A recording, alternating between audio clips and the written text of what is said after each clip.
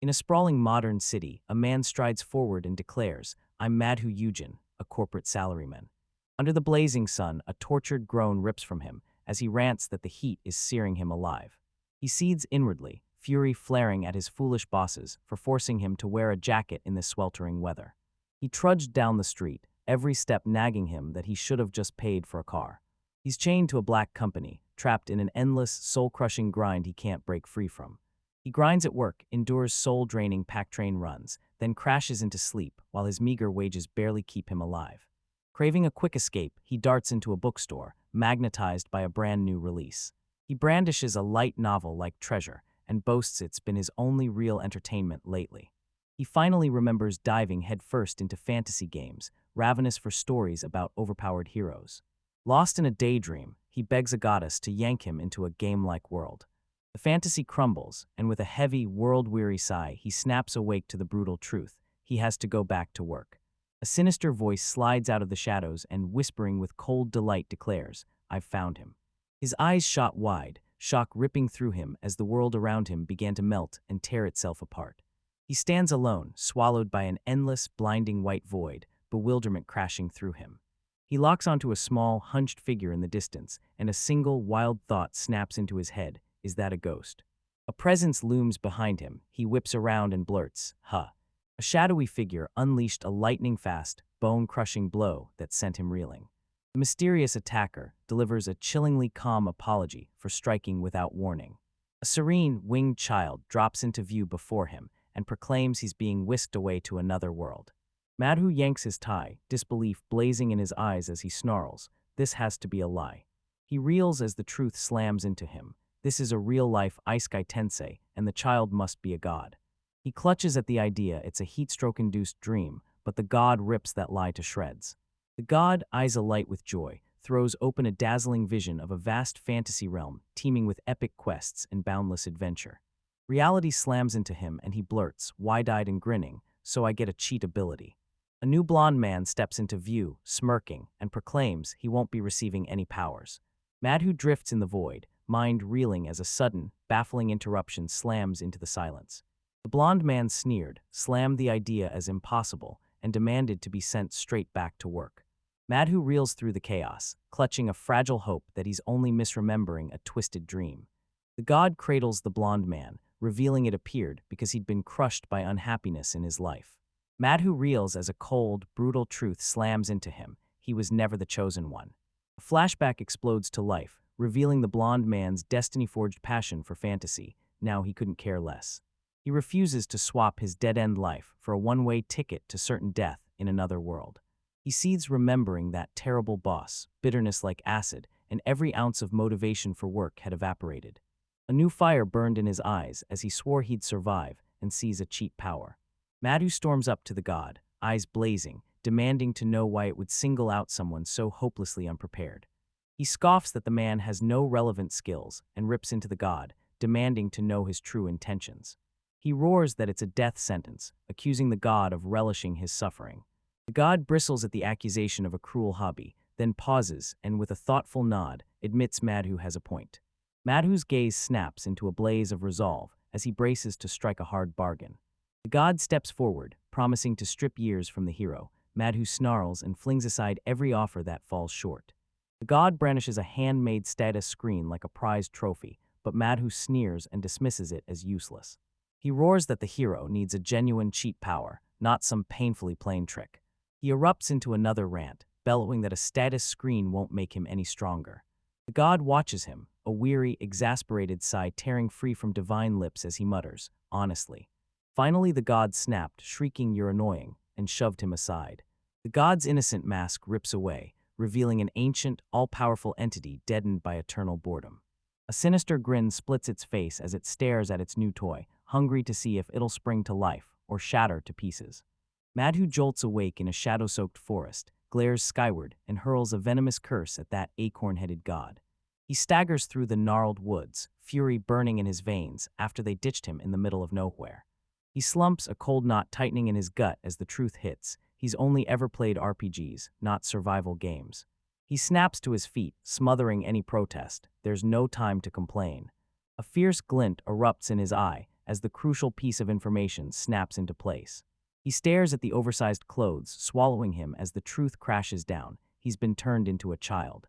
He gapes at his small, boyish hand, disbelief gnawing at his ribs. A chill slams through him. Did his greed at the bargaining table hand the blessing to the wrong person? He crumples to his knees, despair crushing him as he glares at the status screen. The only thing he got was his age reduced to a single de-aged stat. He reels as memories of his salaryman past slam into him, pathetic, groveling negotiations that left him crawling for mercy. He shakes his head, forcing himself to admit those thoughts are useless now. His resolve snaps into place. After outmaneuvering a god at the bargaining table, quitting's off the table. His survival instincts ignite. He bolts to secure shelter, scavenge water, and snatch food before nightfall. His first move, he slams the briefcase open and rips through its contents. He dumps his scant belongings on the table, a few office supplies, a lone flashlight, and a phone with a black, lifeless screen. He grimaces. His leather shoes are built like armor, but they turn to dead weight the moment he tries to sprint.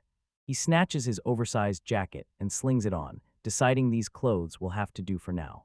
Hunger and rage roar through him as he cinches his belt and drops into a bow to conquer this world. He rakes the forest with a razor gaze, eyes narrowed to slits as he plots his next move. A tiny white circle explodes in his vision. He figures that's the activation button. He narrows his eyes and hurls his will at the strange icon hovering at the edge of his vision. With a single thought, a colossal screen ripped into existence before him, detonating in a thunderous roar.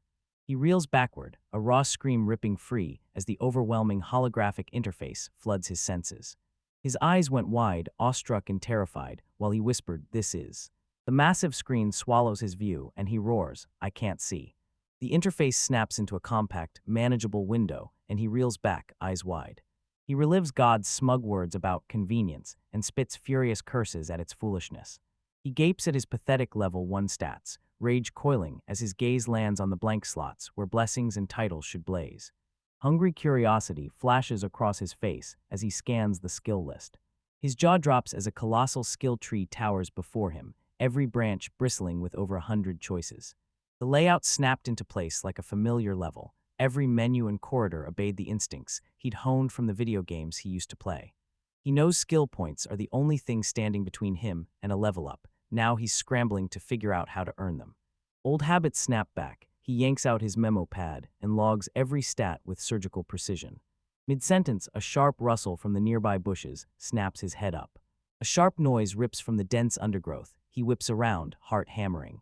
A hulking, ferocious rabbit, muscles bulging, and a lone, razor-sharp horn tore out of the foliage. Panic rips through him. His tunnel vision for skills burned away his caution and left him wide open. He sizes up the monster, adrenaline crackling through him as panic and razor focus collide. He's never actually been in a fight. He hangs back, cool as ice, measuring the creature's hulking bulk and locking onto the brutal weapon it wields. He imagines the horn tearing into his flesh, certain the white-hot pain and crushing shock would finish him. He writes off running as far too risky and hunts a safer, rock-solid way. He declares the horn its primary weapon. Its attack will be one thing, a full-speed, head-first charge. He strips off his suit jacket, ready to turn the garment into the next crucial piece of his plan. The rabbit rockets forward like a bullet. He knows this will probably be its one and only strike. He clamps the jacket into position, jaw set like steel, and roars, "This is it." The rabbit's eyes bore into him as it rockets forward, closing the gap in a heartbeat. He inhales sharply, muscles coiling, ready to unleash the counter move he devised. The creature streaks like lightning, but he steels himself with a whispered, "Not too late, act now." At the final heartbeat, he spins and hurls his jacket dead center into its path. The rabbit drives its horn through the fabric, the crackling charge snuffed out on impact. He scoffs that an attack that can't connect is worthless. His plan clicks into place perfectly. His face snaps into a mask of laser focus as he braces for the next move. The rabbit's horn snagged in the jacket, leaving it pinned, helpless, and wide open for an attack. Manhwa howled, voice cracking, and uttered a tear-choked goodbye to his expensive, custom-made suit. He rips off his jacket and hurls it dead center into the charging horned rabbit's path. The beast thrashes, entangled. He vaults onto its back and pins it down, subduing it. He snarls into the writhing creature's face, baring fangs as he snaps, "Don't you dare resist." He grimaced and roared, "This is the finishing blow. I'm preparing my time." Rage boiled in his veins as he cursed the ruined 8,800 yen tie, yanking at it with every ounce of strength. He slumped beside the fallen creature, panting, every ragged breath a desperate plea. Is it finally over? His hand clamps to his chest as he rips for air, every breath a battle after the fierce struggle. Alone in the vast forest, he thrusts a victorious fist skyward. Black slams across the screen, the immediate clash collapses into silence. Gasping for air, he clamps down on a victorious shout. Celebration can wait, finding shelter comes first. He locks onto a colossal, ancient tree, breath-catching. He dares to wonder if he can scale it. A brilliant idea ignites in his inner salaryman. He transforms his belt into a climbing lifeline. He claws up the rough bark, jaw clenched, hell-bent on reaching the high branches. He spat curses at his de-aged body and roared, driving every scrap of strength into the climb. Gasping and spent, he finally hauls himself onto a high branch, convinced he's only moments from death. From his vantage point, the land yawned empty, no town, no trace of civilization.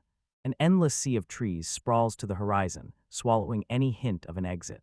He stares down the endless, forbidding forest, solitude pressing into him like a stone in his chest. The Chibai god cackles at him, mocking his very soul and proving his worst fear. It wants him dead. A new feeling surges inside him, a tiny flicker of hope snaps to life. His eyes snag the sinking sun, a blazing compass that instantly tells him which way to go. He spies a jagged gap in the tree line, locks his gaze. This could be a river. He squints past the tree line at jagged peaks, praying a village waits on the far side. Despair almost swallowed him, yet his gaze snaps to a narrow path slicing through the dark, a small, shining glimmer of the future. A determined grin cuts across his face. As he roars, he'll conquer the sea of trees. The opening page explodes as a god flings Madhu Yujin into a brand new world. The chapter title slams down the truth. He must conquer this merciless world armed only with his status screen. He drifts into a daydream of a happy ending, lounging in a hammock while monsters stand and watch. He howls in frustration, demanding to know if this so-called happy isekai life is even real. He snapped awake on a hard branch as the warm fantasy crumbled into the cold truth. It had only been a dream. A guttural groan rips from him as he rants about the miserable sleeping conditions, craving the comfort of his own bed. He slams onto the earth, narrows his focus, find the river, then hunt for food. He snaps his gaze to his watch, a tiny, trusty lifeline that tells the hours in this strange new world. He grips his solar-powered, multifunction watch, eyes wide, a pocket-sized marvel of modern wisdom. He claws up the rock face, every grip and breath laser-focused on surviving the next heartbeat. A tiny bird darts past his face, snapping him out of his reverie. His gaze locked on the bird, curiosity flaring across his face. The bird darts ahead and leads him to a bush bristling with strange fruit. He eyes one and decides it's edible. He grits his teeth and decides that if the fruit is poison, his journey ends here. He clamps down with a massive, desperate bite. Flavor detonates across his tongue. His eyes ignite with pure bliss. The fruit erupts in a heavenly, mouth-watering blast of flavor. Euphoria surges through him. He explodes into action, frantically snatching and stashing anything to secure his food source. He can feel momentum surge. He's finally carving his place in this world. He decides to pull up his status screen and freezes as a brand new entry blazes onto the display. Boom, a notification erupts above his head. He's just unlocked the gathering skill. Doubt claws at him. Did plucking that fruit alone grant him the skill? It hits him. Every battle he survives, and every resource he gathers pours experience straight into that skill. He explodes with a whoop the moment it hits him. This world is a video game. Confidence roars through him. He believes that if he keeps this up, he can survive. Confidence surges as he locks into the steady rhythm of brushing his teeth. A rustle in the bushes snags his attention, but he shrugs it off. His instincts screamed there was something hiding, and he was right. He sneers, sure this humanoid will be a pushover next to the rabbit. A grotesque goblin lurches forward, drool streaming from its snarling maw. The goblin shrieks, its fanged maw gaping as it hurtles straight at him. His terrified silhouette flickers like a trapped candle in the monster's hateful eye. The goblin explodes forward, its jaw unhinging as a feral, predatory roar rips from its throat. Madhu's face twists into a mask of raw terror as the creature lunges. He flings himself backward in a desperate arc as the goblin's razor claws slice the air inches from his face. He rockets his screwdriver upward, skewering the goblin through a time. The creature topples, and he scrambles backward as a geyser of black blood erupts into the air. A grimace rips across his face as the truth slams into him. His thinking had been hopelessly naive. He knows it, even a level 1 goblin can end you in a heartbeat. Not an NPC, it's a living creature, teeth bared and hellbent on killing him. He steals his resolve, shredding his lukewarm mindset and igniting ruthless determination. He looms over the twitching body, eyes ice cold and determination honed to a razor edge. His hand snaps shut into a fist as the brutal truth, kill or be killed, sinks into his bones. The goblin's clawed fingers scrabbled weakly at the dirt as its final moments faded. As the camera pans, he grimly accepts that this brutal outcome was unavoidable. He traces the scratch on his cheek, the sting a brutal reminder of his carelessness. He knows his cocky swagger sabotaged the whole fight. If he'd swallowed his pride, it would have gone so much smoother. He prays the wound won't fester, his hand locked around the blood-slick screwdriver. He slams the truth into his skull. This isn't a game world, he must be careful. A burning question rips through him. What did the goblin drop the instant it materialized? Shock ripped his eyes wide the instant the grotesque object slid into view. A severed human arm lies splayed on the ground, a bone-chilling reminder that here, people die in an instant. The trees spew a dark, suffocating aura that slams into him. The entire forest shudders as a sudden tremor rips through it, leaving him staggered and wide-eyed.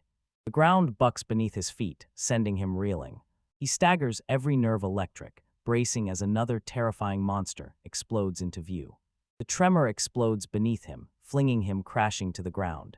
From the ground, he snaps his head up, eyes blown wide with alarm. Nearby ground heaves and bulges skyward. Something new is clawing its way into the world. He roars, "What is it?" and scrambles backward from the disturbance. A round, fluffy, mole-like creature bursts into view, squeaking, "MOKU." He froze, utterly bewildered, and couldn't help but blurt, "It's cute." It hits him, this isn't an attack, and he scrambles to figure out how to handle it. Moku conjures a crackling orb of dark energy, instantly revealing itself as a magic user. Already in range with no clue what's coming, he plants his feet and slams up a desperate defense. A roaring blast of energy rams his briefcase, shaking it with explosive force. A pained roar rips from him as the strike robs his arm of feeling. He knows in his bones that a single direct hit would have ended him. His options evaporate, he can't block again, and dodging would be suicide. Cornered with no choice, he barrels straight at the enemy. Makyu gaped, bewildered, as he surged forward in a ferocious charge. The second Makyu zeroes in, a questioning squeak bubbling up and cutting through the silence. He vaults into the air and slams his foot down in a thunderous axe kick. He drives a brutal kick into the creature's skull, shattering bone as a geyser of blood erupts into the air. He picked off the long-range threat and now knelt, gasping over the corpse. Madhu gasps, lungs on fire and resolve snapping into place. He refuses to be crushed before he can even retreat. Beads of sweat slide down his brow as a notification explodes into his razor-sharp gaze. He crumples to the dirt, every ounce spent, and the screen screams. Level 2, he finally reached it in this merciless world. He slogged through the woods, ranting about the nightmarish sleeping conditions. He winces, replaying the relentless back-to-back battles that chewed him up and left him bone-tired. He staggered on, exhaustion chaining his legs, grime plastered to his clothes and body. A sharp sting from his wound snaps him back. He must wash it soon. Caked in grime and parched to the bone, he knew he'd reached his breaking point. He snapped to a halt as the unmistakable rush of running water exploded into the silence. He explodes into a ragged, gasping sprint, every desperate breath hunting the promise of relief. A blinding glow explodes between the trees. He freezes, heart hammering. Could this at last be what he's been daring to hope for? The moment he spots the stream, a thunderous bellow rips from him as he screams, "Water." He catapults into the air, hurling himself toward the cool, refreshing water. He slams into the water, a thunderous splash catapulting his briefcase from his grip. His tattered suit, now scrubbed clean, swings from a branch over the stream, snapping in the breeze as it dries. He scoops up handfuls of water and gulps them down, each long swallow saturated with fierce gratitude. He peered into the crystal-clear stream, and a grin split his face. He'd found a teeming source of fish. He clutches the rabbit carcass, a hefty supply of meat to keep him fed. Clean at last, a fierce certainty grips him. His preparations for survival are utterly complete. A cocky grin splits his face as he plots his next move. Hoisting the fish like a trophy, he roared, "Now it's time to test my fire magic." He claims a cavernous, fortress-like hollow in a tree and makes it his bed. With the new base finally secured, he slams a palm through the air, and a holographic status screen explodes to life. He hurled a desperate plea at the system, begging it to load the skills he needed to press on. He channels both level-up points into unlocking blazing fire magic. A triumphant grin splits his face as giddy relief hits. He still has one precious point left. He explodes into a triumphant cheer, pumping his fists as pure elation surges through him. A notification blasts onto the screen, its description roaring, Fire Magic Level 1 acquired. A memory ignites. He's hit with the image of that classic fireball spell from countless games. Perched at the stream's edge, he steels himself and dares to put his new skill to the test. He fires a cocky finger gun, his heart hammering with electric anticipation. Eyes like flint, he thrusts his finger forward, ready to unleash his new power. He bellows the incantation, forcing the fireball to erupt and launch skyward.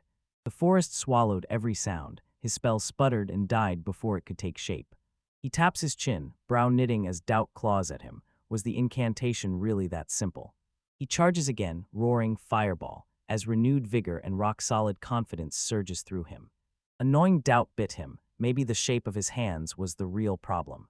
He thrusts his hands forward and roars, ordering the fireball to launch. Silence swallows the moment, then a fish rockets from the water, openly jeering at him. He clamps his eyes shut, every muscle screaming as he fights to stay composed. Calm snaps, he explodes, roaring about the 2 skill points gone to waste. He screams, rage shredding his voice, railing about how much he sacrificed for this useless skill. He clamps down on the panic, forces his breath steady, and hones the chaos into cold, razor-sharp logic. Clarity explodes in his head. The chant is the missing piece of the puzzle. The frame slams onto his eye, razor-sharp focus, as he hunts down the solution. He throws himself into ceremony, adopting his homeland's formal customs. He flings himself into a dramatic pose and implores the fire spirit to grant him its searing power. The forest froze, not a leaf stirring, and his grand plea rang out unanswered. He forces a laugh, but frustration coils tighter inside him, threatening to snap. He tries again, chopping his words into simple Japanese and beseeching a fire orb. His face snaps into a mask of white-hot rage, every muscle screaming from the sting of utter failure. He clawed at the air, desperate to become a frantic, pleading dance of fire. He crumples to the ground, utterly defeated as his bungled magic betrays him. Curled up in his tree hollow, he clenched his fists and vowed to banish fire magic from his life. A brutal truth hits him. Only one exact chant will work, and he could never possibly know it. He finally caves, throws up his hands in surrender, and lets sleep drag him under. The next morning explodes into life with a bird's cheerful, chirping song. He trudged along the stream, hunger roaring in his gut for a cooked meal. He freezes as another goblin emerges, dread stabbing through him. Does he have to endure this nightmare again? The goblin barrels forward, club aloft, fear dies in him. He snaps the screwdriver free with a steady hand, eyes cold and razor-sharp. He plants his feet and scoffs as the creature lunges with clumsy, desperate fury. He fells it with a single, casual practice strike straight to the head. He mutters under his breath that he's grown numb to this grim work. He shuns the rabbit hunt, fiery and determined to seize more than mere survival. He steels himself to savor his growth, then a notification suddenly bursts into view right before his eyes. His jaw drops as a brand new skill explodes into being the moment he levels up. He rips open his status screen, fingers flying as he hunts for the new combat skill. He unearths it under the other category, lunge, glowing with potential. He devours the description, joy exploding in his chest. He's finally unlocked a movement skill. He plants his feet in the clearing, muscles coiling, eyes blazing as he prepares to test his new ability, lunge. A cold truth slams into him. This won't activate if he just stands there. He lets out a ragged sigh, haunted by the scorched memories of his failed fire magic experiments. He sparks the skill mid-stride, and the world snaps into a dizzy blur around him. He whirls back, jaw-dropping, stunned by the raw power of a skill that actually works.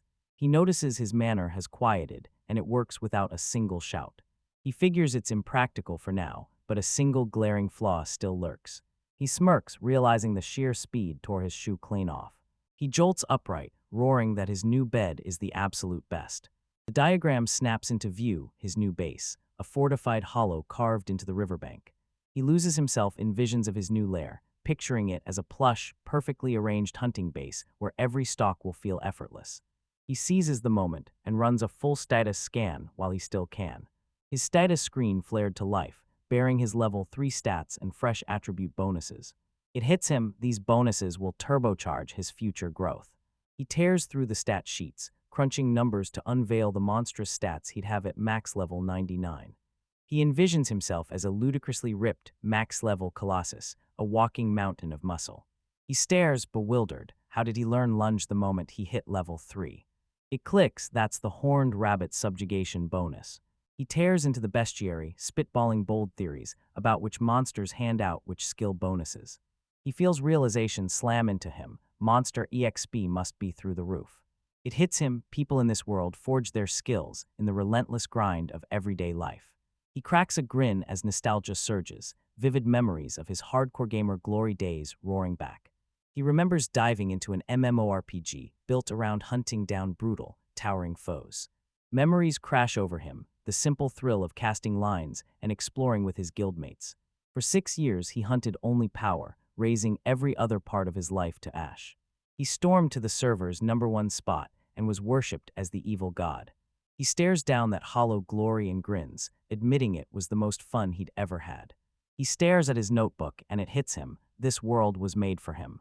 He slaps his own face, desperate to wrench himself free from the iron grip of his obsessive reverie. He planted an ironclad vow in his chest. He's an adult now, those old mistakes won't happen again. Curled in his tree hollow, Loki lets his eyes fall shut and drifts into a calm, dream-filled sleep. The next morning the sun burst over the vast, hushed forest, blazing across the treetops. A whisper of sound snaps his gaze to a tiny hole in the ground. You blast it out of the earth, a fluffy, mole-like blob of muck, shouting a cheerful cry. Deep into the hunt, Loki grins and boasts, "That's my second kill today." He loomed in a heroic silhouette above the vanquished monster. He was reveling in his flawless execution when a triumphant chime blasted. He'd surged to level 5. A tiny diagram rips the curtain aside, laying bare his shockingly simple pebble catapult strategy. He tore through his prophet's whispers and crowned the moles the richest, most rewarding prey. Greed spikes, he can't shake the thought. Are those club-thumping goblins a rare variant that drops richer loot? A razor-sharp, unfamiliar cry ripped from the treetops and shattered the forest's silence. He slips from behind the tree, wondering which monstrous new threat has just appeared. Ice floods his veins the moment he sees it's not a monster, but a human. A child's terrified scream rips through the air. He knows someone is under attack. Grim determination burned in his eyes as he swore he'd make it in time. Amoku explodes into view, spitting curses that it's blocking his path. For a split second, the creature doesn't even notice he's there. He snaps a lightning-fast kick that sends the mole reeling, barking at it to move. The mole's sudden appearance hits him. He's closing in. At last he spots them in the clearing and bellows, "I've found you." He spots 2 children, a stout boy and a young girl, bolting away in terror. Undaunted, a third boy with blonde hair plants his feet, sword flashing, and repels 3 goblins. The lead goblin, sword clenched, snarled that he's only ever faced 2 foes at a time. A gruesome memory of a severed arm rips through Loki's mind. He lunges forward, swearing he's done watching people die. The blonde boy Jinx shouted for help, vowing he'd draw 2 of the goblins away. A sudden demand for battlefield coordination slams into Loki, leaving him reeling. Jinx's confusion flared the instant Loki froze for a heartbeat. Jinx snapped, "Just watch," and stepped in to handle the situation himself. The blonde boy's eyes snap into narrow slits, every nerve alight with fierce concentration. The 2 boys brace themselves, eyes locked as a silent pact ignites between them. Loki steels himself, a razor grin on his face. He's sure he can take 2 opponents alone. Convinced the opening blow would decide their fate, he and Jink hurled themselves into the fray. Without warning, he drives his briefcase square into the surprised goblin's face. He spits a curse as his follow-up screwdriver strike is violently parried. He slams a crushing punch into the goblin and bellows for it to stay down. Another goblin lunges. He plants his feet and steels himself to take on one more. He snatches a goblin, certain he's finally in sync with the savage rhythm of combat. He slays the creature in a heartbeat, then locks his gaze on the next target. He whips his head over and sees Jink sprawled on the ground, knocked flat. He rockets forward with his lunge skill, smashing between the goblin and his new ally to stop its attack. He grits his teeth, every muscle howling beneath the battle's brutal strain. He knows he's on the brink of collapse, every breath a battle, yet he forces himself to push forward. The day's sword-wielding goblins zeroed in on him. Rooted to the ground, Jink watches the battle with burning eyes, every instinct screaming to leap back in, but he can't. Loki snapped at the boy. Did you take down one of the goblins? He sizes up the scene in a heartbeat. None of the other goblins have noticed Jink. He locks on. At this range, the kill is his to claim. Jink grits his teeth, fury coiling in his gut as he knows the final blow will be snatched from his grasp. Loki's face snaps into a mask of strain as he coils to strike. He slams the screwdriver home, skewering the goblin's neck as the tip plunges deep. Blood drenches Jink as the monster crashes down. He freezes, disbelief choking him as Loki pants. Finally, the battle is over. Loki shoots a quick apology for snatching the kill, then a crisp notification pings. He's just rocketed to level 6. He felt the old attack bonus system from his MMORPG days slam back into his mind. He can't shake the thought that this system could decide whether someone rises as a hero or is condemned to become a demon lord. Dread claws at him. He's just antagonized the locals and has no clue what to do next. Jink insists he thought they'd be fine.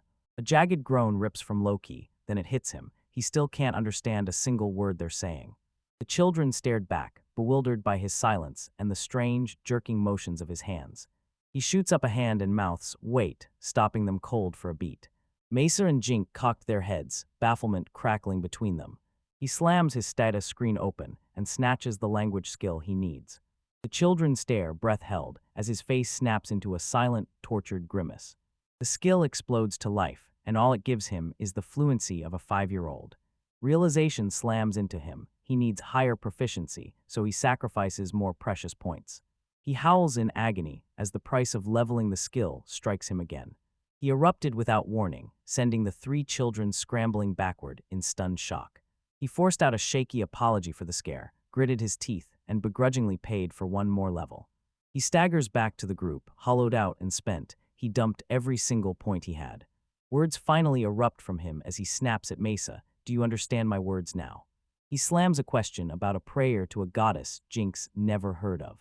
Scorn flared inside him at the very idea of a goddess. He whirled to the children and asked, do you live around here? Jink reveals he's from the town of Bissar, and we're hunting horned rabbits. Without missing a beat, Pata and Jink erupted, hurling biting accusations at each other over who was at fault. Mesa screamed, I followed because I trusted Jink to protect me. Jink snaps that anyone would bolt from a sword-wielding goblin. Loki soaks in their raucous, childish squabble, and shockingly, it soothes him. A small, genuine smile lights up his lips as he watches them. He freezes, realization sparking. The whole world feels like a video game. He still carries the raw, suffocating loneliness and gut-gnawing fear from those first brutal days fighting to survive. Now he finally bursts into conversation with the kids he just met. Mesa snaps out of the argument, barrels over and cries, are you okay? He reels as her sudden, genuine concern slams into him, leaving him stunned. A relieved grin splits his face as he admits he's finally met someone. Jin snaps, hurry, if we push now, we'll reach Bezar by nightfall. He spots Pata lagging, every step a desperate fight to match the breakneck pace. Loki locks eyes with Pata as the heavy basket drags him down. Twilight swallows the sky. He snaps his flashlight on, the beam slicing the dark to light their path. A blinding flare detonates, the 3 children freeze, mouths agape and eyes wide. Jink blurted, is that a magic tool? And Misei smirked, declaring he must be a noble. Loki fires a curt grunt, refusing to untangle the mess with a long-winded explanation. He slaps his palms together and snaps that he isn't talking, he's not tired. He steps aside and lets Jinx carve a path through the trees, trusting her like a living compass. He strides forward, confidence crackling through his veins, ready to follow his new guide. The group plunged into the woods, Jink blazing the trail with razor-sharp focus. Jinx locks eyes on a horned rabbit and rockets forward, pouncing with claws bared to shred it. He obliterates the creature with one razor-sharp, practiced strike. He looms over his kill, young, lethal, and utterly unshaken, a hunter who means business.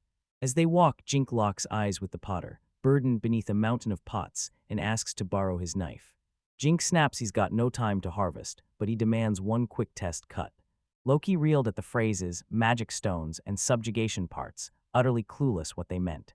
He fires off, if we harvest them, can we sell them? And Jink scoffs, obviously that's the plan. Pata points out the stones here are tiny. Jink snaps that they're vital income. The kids pounced on Loki, jeering that a noble like him didn't know the first thing about money. Panic detonates in Loki as the ugly truth slams him. He's not a noble, he's a corporate slave. Mesa's eyes go wide and she blurts, "Is a shachiku some kind of incredible pet?" Loki's eyes flash as he snaps the pieces together and asks, "So the three of you are a party?" Mesa beams and seals their roles. Jink lunges into the fray. She draws everything together. Pada shoulders the load. She declares she sells herbs and fruit, and Loki snaps, "Monsters." Mesa confesses her family's apothecary is bleeding money, so she grits her teeth and throws herself into relentless work. Loki's grin spreads, genuine admiration flashing in his eyes at the young girl's steely maturity and relentless drive. He whips his head down the path and his heart lurches. Pada's gone. Far behind, Pada is utterly spent, the shot panning over him as he staggers beneath the crushing weight of his load. Voices exploded around him, shouting back, "It's okay, go slow." Pada snaps his head up, confusion etched across his face. He doesn't understand them. He barreled up to the group, chest burning, and blurted a breathless apology for holding them back. Concern spikes in Loki's voice as he snaps, "Are you having trouble understanding me, Pada?"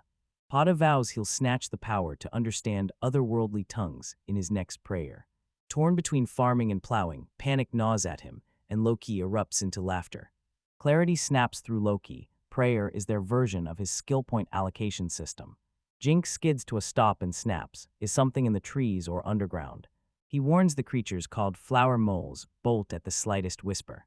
He demonstrates by drumming his knife against the tree, the sharp ring luring one out. A familiar fluffball of a mole bursts from the earth. Loki's eyes go icy. He recognizes it from their last brutal clash. Loki whistles in admiration at Jink's skill, and Jink beams, proudly declaring that his hunter father taught him. They press onward, plunging deeper into the dense, sun-dappled Pamelia Great Forest. Loki leans in and demands to know Jinx's future plans. The boy snaps that he's heading to the Locker Plains. He admits the monsters dwarf him in strength, and he's nowhere near ready to face them. Loki can see worry clawing at Jink as he steels himself to protect his younger companions. Jink swears he must grow strong enough to support his mother and sibling. Loki's voice dies. He's frozen as he watches the boy shoulder the crushing weight of adult responsibilities.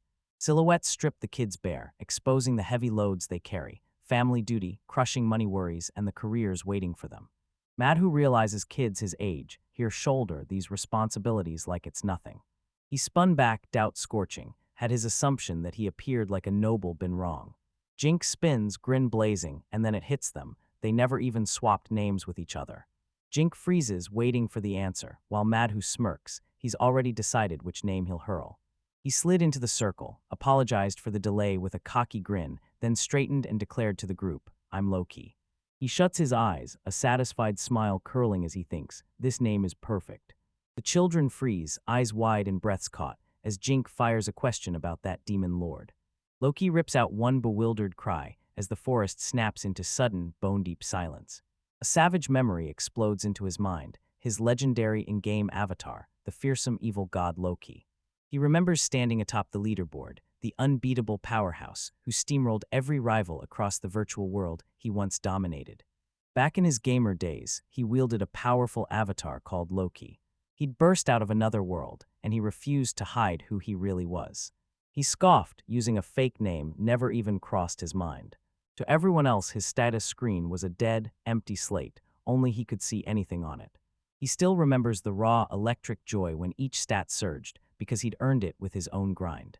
He relives the raw thrill as his final strike slammed home, sealing his hard-earned victory. He still feels a thunderous surge of adrenaline the moment he uncovered that colossal, game-like skill tree. Even his laughable, botched spells forged the path he walked. Encircled by game-like systems, he couldn't imagine a better name than the legendary Loki.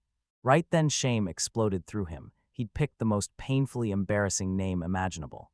One tiny choice ignited this catastrophic misunderstanding. Panic seizes him as he reels. How did he end up mistaken for the demon lord? Mesa sneers at Jink's head-to-toe black garb, and the truth slams into him. He's not a noble. A cold dread coils in his gut as he wonders if the characters from this story are still out there.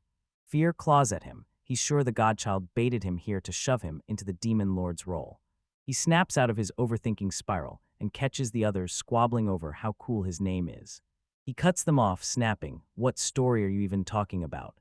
Disbelief rips through Jink. He's stunned he doesn't even know the Demon Lord's subjugation chronicle. A fearsome demon lord tore through the darkness, unleashing a roaring legion of monsters. A valiant hero erupted from a pillar of light, charging to confront him and save the world. Jink crowed the hero's name, Takuya, and that legendary name slammed Loki into stunned silence. A straight-up hero versus demon lord showdown, he thinks, numb as stone. The name Takuya detonates through Loki. His eyes snap wide, and a comical, horrified jolt shivers across his face. Footsteps fall as Jink presses about Takuya. Pada grins and proclaims him their hero prince. Mesa declares he was ripped from another world, a textbook Isekai cheat story. Rage ripped through Loki the moment he realized the godchild had handed the cheat skills to someone else, not him. Loki zeroes in, demanding the truth about the other worlders, and Jink's memory stutters. His father had once dropped a vague, half-forgotten mention of them. Mesa burns with a desperate wish to meet another worlder, totally blind to Loki standing right beside her. Jinx snaps at her, voice razor-sharp. We don't have the money for a journey that long. Their argument explodes into silence as a flower mole bursts into view. Jink's eyes snap to the creature ahead. He bellows a warning to the others.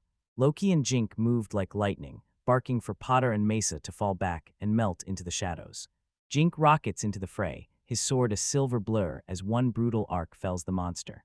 Loki mirrors the move, silencing the other creature with a sharp, practiced twist of his screwdriver.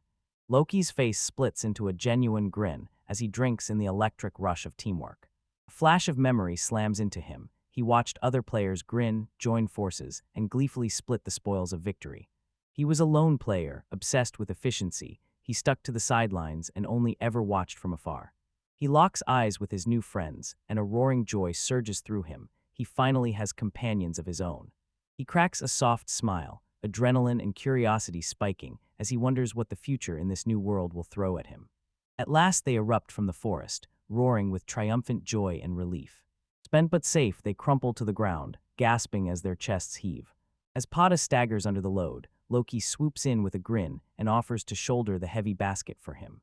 The heavy basket dug into his shoulder as he stared, surprise burning in his eyes.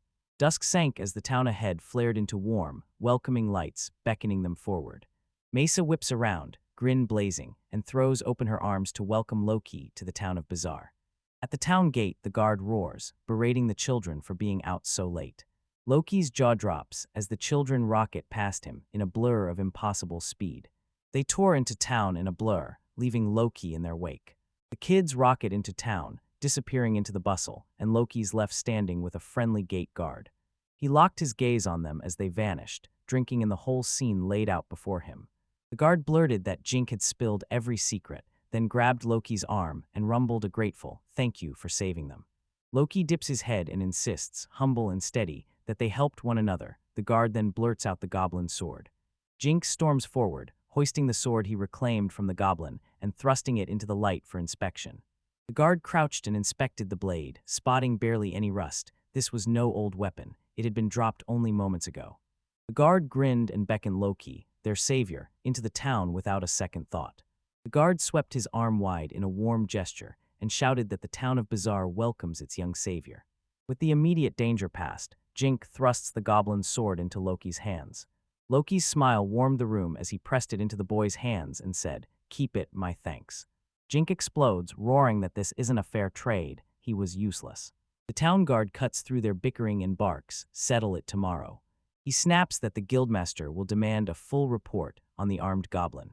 The children spill their final thanks, and Mesa declares him their noble demon lord. Loki forces a weary wave, murmurs a tired goodbye, and promises he'll meet them at the guild tomorrow. The three friends bolt into Bazaar's welcoming, lantern-warm streets, swallowed by a golden glow. Alone, Loki yanks his status screen into view and hungrily scans the day's gains. His scowl sharpens. He realizes teaming up fractures the EXP, handing slices of it to every party member. It hits him like a thunderclap. The final attack bonus will net him the biggest burst of skill experience. He grits his teeth and accepts that, if he's going to grow stronger, he'll probably have to abandon his companions. A defeated sigh escapes him as he admits he'd been itching for party play. Torn between ruthless efficiency and loyal friendship, his head erupts into a ridiculous chibai headache, steam, sweat drops, and a tiny throbbing vein. He shakes it off and rockets forward, determination blazing as he steps out to explore the town.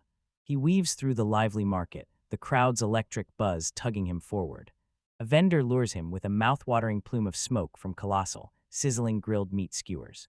Hunger devours Loki. He snatches an order greedily, then reels when they say it's 400 beats. His cheerful smile snaps shut as the unfamiliar currency word hits him like a splash of cold water. He freezes before the stall as a gut punch of truth knocks the breath out of him. The 32-year-old salaryman clamps his jaw and forces his pride down in a white-hot burst of desperation. He sprints after the children, screaming and pleading for them to lend him some money. The next morning, Loki groans, snapping awake after a brutal night stuck perched in a tree. Mason and the others find him and rip into him for sleeping outside like a criminal.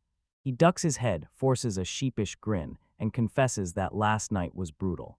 His memory snaps to the chaos when they scattered, and he bolted into town. He howls that the mysterious currency beats forced him out to sleep beneath the open sky.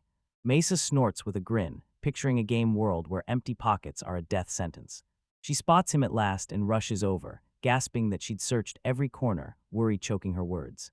She rips into him for never simply asking to stay with them when she knew he was flat broke.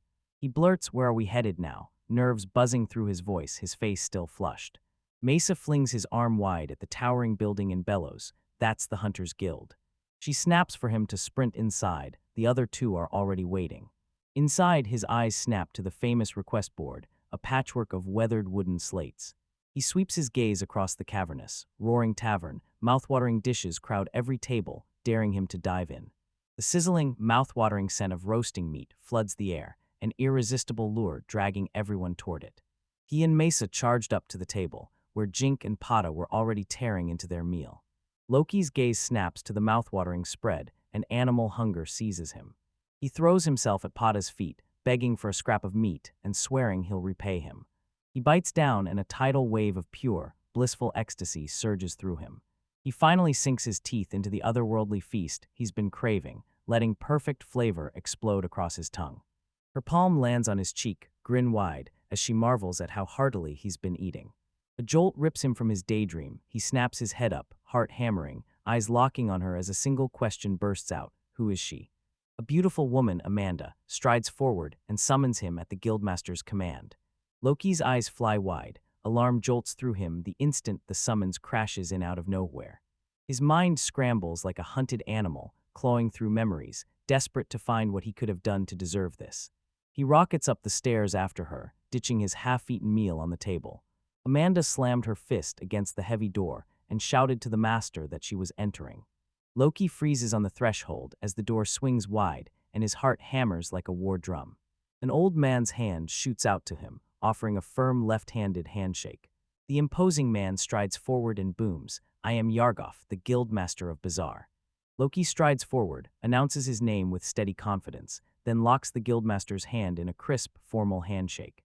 They sit, jaws clenched, in the office as Amanda slides steaming cups across the desk, tension crackling around them. Loki's heartbeat spikes. Why is he stuck here, wedged beside the intimidating Amanda? Yargoth shoves a pouch of coins toward him and snaps, "Take it." Loki's eyes flared the instant he spotted the unexpected windfall of money. Yargoth proclaims it's the mayor's reward for rescuing the children.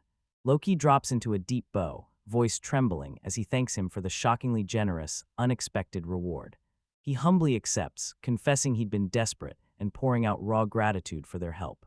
Yargoth bellows that with skills like that, he belongs in the Hunters Guild. Loki falters, confessing he's terrified of being shackled to a single organization. Yargoth plants a firm hand on his shoulder and vows that registering with the guild will shield him nationwide. Loki sized him up, felt the gravity in his stance, and judged him serious, maybe even trustworthy.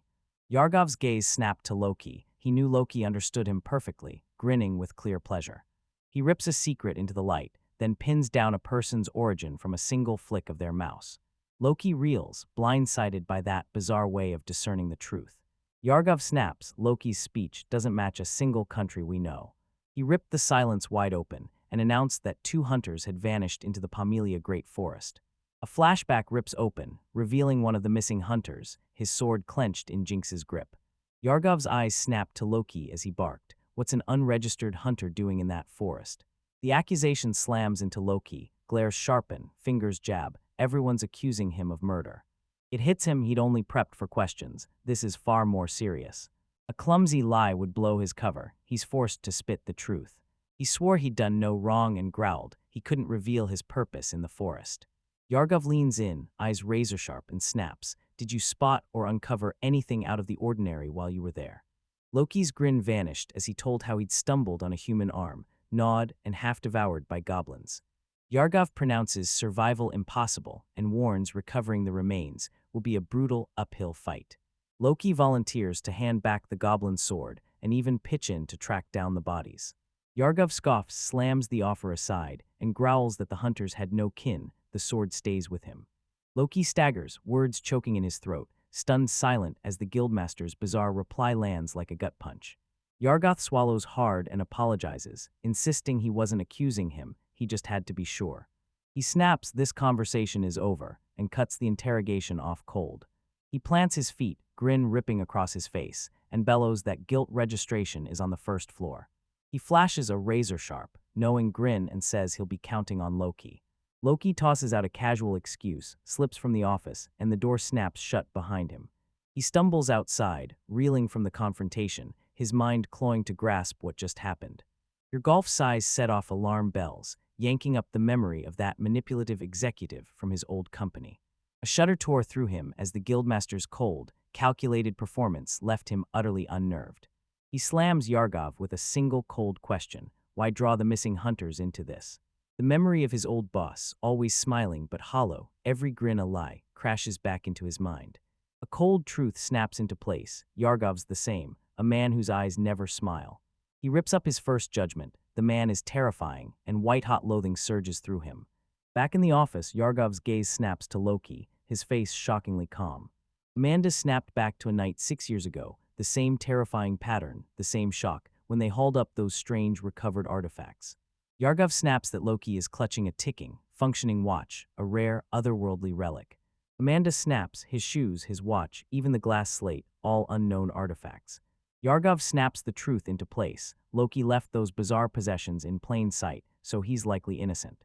He commands Amanda to shadow Loki and watch his every move, but forbids her from digging any deeper. Amanda agrees, flashing a polished, slightly flirtatious smile. Yargov chewed on Loki's cryptic name and shadowed motives, pulse racing and hungry to see what comes next. Guildmaster Yargov plants himself at the window, staring down at the town below as a tide of thought rolls through him. A satisfied smile flashes across his face. With everything falling into place, he leaves the future in Loki's hands. Loki freezes on the lower stairs, eyes snapping up as the Guildmaster's voice booms his name. The Hunter's Guild emblem blazes into view, a grim sigil that screams the one thing you need to survive. Yargov sits at his desk, mind burning with a bitter thought: those at the top can't eat. Loki replays his recent trials like battle scars across his mind, and a cold, iron confidence tells him he can succeed in this world. He storms back into the tavern as Masa rushes up, eyes alight and voice trembling with excitement. How'd the meeting go? Loki's sly smirk widens as he yanks a heavy, clinking pouch from the depths of his jacket. He thrust the bulging, overflowing pouch like a trophy and shouted that a fortune had suddenly fallen into his lap. His 3 young friends gaped in utter shock, their voices erupting as they shouted about the jaw-dropping sum of money. Loki smirks and lays it out, a 150,000 beat reward, the mayor's personal thank you. Mesa scoffs that the official guild quest reward is a measly $100,000, and Jink explodes into a torrent of complaints. Loki reels, baffled by Jinx's explosive outburst, and keeps echoing the single word punishment like a stunned refrain. Jinx snaps that a paltry gratuity won't cover a civilian rescue mission. Loki snaps to it, Yagov's a riddle wrapped in a grin, unreadable and calling his own shots. He slaps his hands together and decides, for now, money is everything. He whoops, declaring they can finally rush off to devour steaming meat skewers together. The town's church bell booms as Loki freezes, heart pounding while he weighs whether to sign up and officially become a hunter. He strides up to the guilt counter. Amanda flashes a sultry, flirtatious smile, elated he'd remembered her. She steps forward, voice razor-sharp and formal, reintroduces herself, and proclaims she's the guild's 3rd most important person. Loki smells an advantage. Winning her favor could change everything, so he pushes forward and asks for her help. He asks how to register, and Amanda beams, sweeping a registration form across to him. He grips the quill the instant he inks Loki. There's no turning back. Amanda's voice rips through his scattered thoughts and snaps. Can you write? Loki flashes a cocky grin and says, it's probably fine, as he sweeps the pen into his hand to sign the contract. Amanda flashes a grin, says it's no problem, and dives into a fired-up rundown of the guild as his card is stamped into existence. The guild is where hunters like Jink claim subjugation requests and crush them. For lower-ranked hunters, it becomes a relentless hustle of odd jobs, racing to gather supplies and jump in to assist on missions. Loki blurted, "What's my starting rank?" And Amanda's reply landed like a verdict. Everyone starts at G-rank. A stark diagram burns 9 ranks into the wall. Hunters may only accept missions at their rank or lower. They'll bend the rules for anyone who, like him, cut down a goblin brandishing a sword. Pada presses for the promotion requirements, and Amanda beams, teasing that it's a secret. Loki snaps are their specific promotion tests, and Amanda beams, praising it as a smart, on-point question. She snaps that anyone gunning for B rank or higher must tackle a hands-on practical exam, and S-rank hopefuls have to survive a high-stakes interview. Her smile snaps into a dare. Want to rank up, step up, contribute, and prove your strength. Realization slams into Loki. This world is a true meritocracy, where blood, sweat, and effort are the currency and hard work is rewarded. He's yanked back to his old job, where every extra push he gave just spawned mountains of new work. Amanda strides back to the counter and presses his brand new hunter's card into his palm. He hoists his G-rank card high as Amanda beams and wishes the new hunter Loki good luck. When the explanation ended, Amanda lined in and fired. Any other questions? She winks, sly as a fox. The guildmaster has tasked her with watching over the newcomer. The gesture hit Loki square in the chest. He swallowed and said, "I'm deeply grateful for your help." He leaned in and pressed her. Which hunting ground should a complete beginner try? Amanda jabbed a finger at the map, zeroing in on the Pomelia Great Forest's first stratum. Memory explodes. Jink's mention of the forest slams back into Loki, and the strange word, stratum, claws at his mind. What is it? Don't be fooled by the forest's gentle edges. The shallow trails are for rookies, but its dark heart seethes with countless mysteries. Loki's curiosity ignited at the whisper of an uncharted region. He leaned in and demanded every last detail. Amanda reveals the forest is layered, and one party spent a brutal 60 days clawing their way to the second stratum. Oz slammed into Loki as the forest sprawled, claiming a full quarter of the continent. Excitement flares across his cheeks as he pictures it, the final dungeon tucked away in a starting village. He barrels into his next question. Can you hunt monsters without an official request? He roars that rewards are for official quests only. Everyday hunting gets you nothing.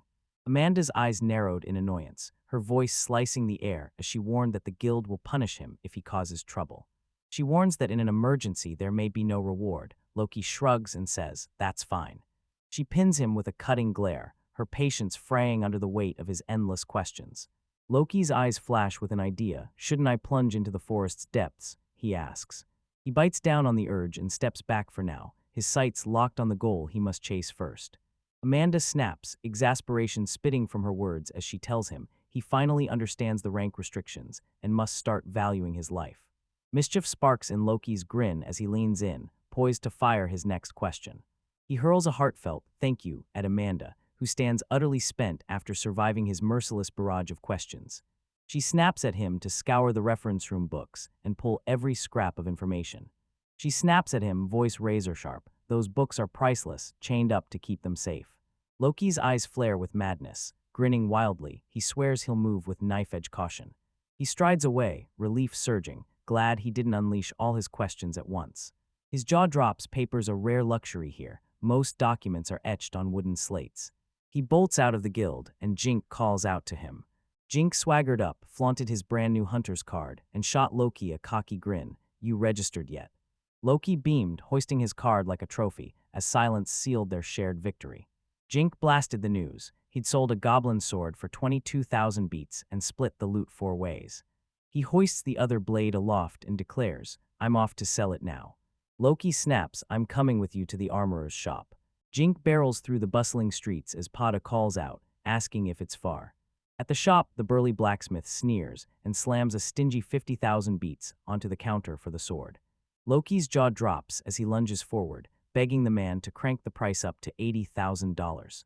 Pada snarled to Mesa that they'd vowed to tear the profits away from the sword. The blacksmith snorted, crushing Loki's counteroffer with a single contemptuous laugh. He folds his arms, refuses to buy at a loss, and slams down a counteroffer, 40,000.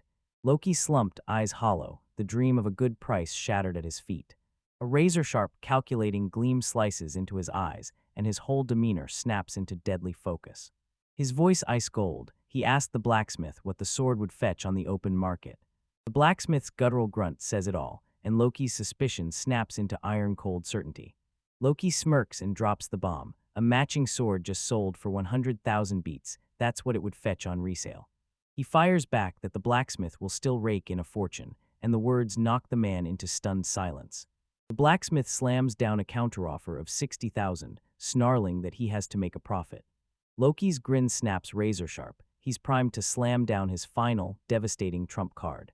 He drops a bombshell. One of the missing hunters bought the sword there 10 days ago. He leans in, eyes blazing, and spits, "Blacksmith, were you planning to profit from a fallen comrade?" He slams down a compromise, 72,000 beats, and the blacksmith answers with a low, furious growl. Loki smirks, "If that's still not enough, I'm gifting the sword to Pada." Crushed, the blacksmith caves and slams 72,000 beats onto the table to claim the sword. Loki snapped at the shocked blacksmith, "How much for that small knife?" He struts in his new local-style outfit, a set that cost 3,000 beats. He struts his new, battle-ready leather boots, 40,000 beats spent, and they look indestructible. Weapon in hand, he tore off his starter gear and strapped on proper, battle-ready equipment. He whooped and roared through his new room, punching the air. He'd finally locked down a place to sleep. He crashes onto his bed, joy exploding through him as everything falls perfectly into place. The clock in his room explodes into a thunderous chime. Loki sits in his room as the light bleeds away, suddenly realizing the hour has slipped by. It's late, time to get going. He devours every detail of the room, the clock, the magic stone lamp, the wooden slates, eyes wide, heart racing. The next day, Amanda bursts into the guild, eyes sparkling as she raves about his dashing new look. At the guild counter, Loki pressed Amanda for an update on the request he'd made earlier. A triumphant grin explodes across his face as he discovers he's been granted special permission to tackle F-rank quests. His smile snaps shut as suspicion flares. This unexpected approval screams, "Trap." Amanda closed the gap, voice razor-sharp as she tore into him, demanding he assemble a party at every opportunity. Walking away, Loki seethes inwardly. Splitting up gets them nowhere. Logic snaps into place as he pictures his young friends slotting into their specialized party roles. His grind-fueled spirit snaps. He won't willingly shrink his cut of the rewards. Outside, the friendly gate guard erupts into a grin and greets him, beaming with joy that he's become a hunter. The guard grinned warmly, like a worried dad, and warned, "Be home before dark." Loki staggers, stunned as a plain, heartfelt act of concern cracks his armor and floods him with unexpected warmth. He reels as memories of Amanda's gentle care and the guard's rough, unexpected kindness crash over him. He waves back, a bright grin blazing across his face, promises he will, and bolts into the forest. Now fully geared, he charges into the untamed wilds with a basket slung across his back. He plunged into the Pamelia Great Forest's first stratum, senses flaring and every muscle coiled for the hunt. He crunches the local monster's worth in his head and carves out the perfect grinding route. Spotting a horned rabbit, he locks eyes with it and lunges, ready to unleash his new skills. The charging rabbit streaks across his pupil, his perception snaps razor-sharp. The memory of his first clumsy fight jolts him. He snatches his resolve and charges forward to give it a try. A lightning surge of speed lets him slip past the charge and drive a single, clean, fatal strike. He whoops, elated. His level-ups have honed his movements into razor-sharp precision. It hits him, his status screen is a game-changing advantage, far beyond anything he ever imagined. He glides with lethal grace, slicing two horned rabbits down with cold precision. He figures at this rate, he'll obliterate even goblins in a heartbeat. He slammed his shield up, shattering the goblin's strike as his eyes blazed with fierce, unshakable determination. He unleashed a brutal slash that felled the creature, then bellowed his declaration like this. He devours the rush of tangible growth, declaring it the most fun part. He brandishes his dagger, eyes wild, swearing he'll keep the slaughter going with manic, relentless fury. A caption slams onto the screen. About an hour has passed since his hunt began. The forest floor groans beneath a tide of dark, blood-slick monster corpses. Loki slumps, utterly spent, amid the carnage, as the brutal cost of his work crashes over him. His face contorts into a mask of disgust as he gags, the overwhelming stench slamming into him. The sickening stench and slick, viscous texture of the slaughter slam into his senses. Bile surges as the sticky gore on his hands twists his stomach into knots. He curses that his entire grasp of anatomy comes from a single, fleeting science class video. He hacks at the monsters clumsily, mangling them and turning the grisly task into a blood-soaked disaster. He grits his teeth, grime caked on his skin, the gut punch of his actions settling like a stone in his chest.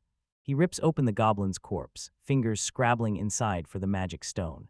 Next, he's got to rip the creature's wrist off and hold it high as proof of its submission.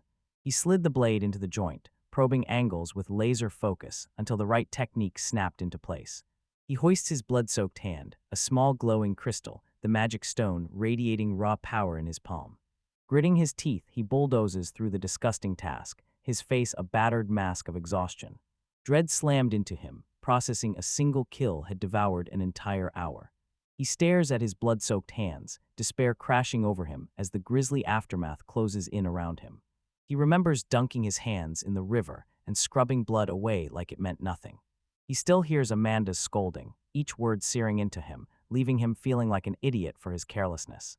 He rips a snarl from his throat, frustration burning him as the cold truth hits. Failure means death and there are no retreats. Blood slicks his knife, every stroke slips, turning the task into a brutal grind. He flung his anger aside as useless and zeroed in on crushing today's quota.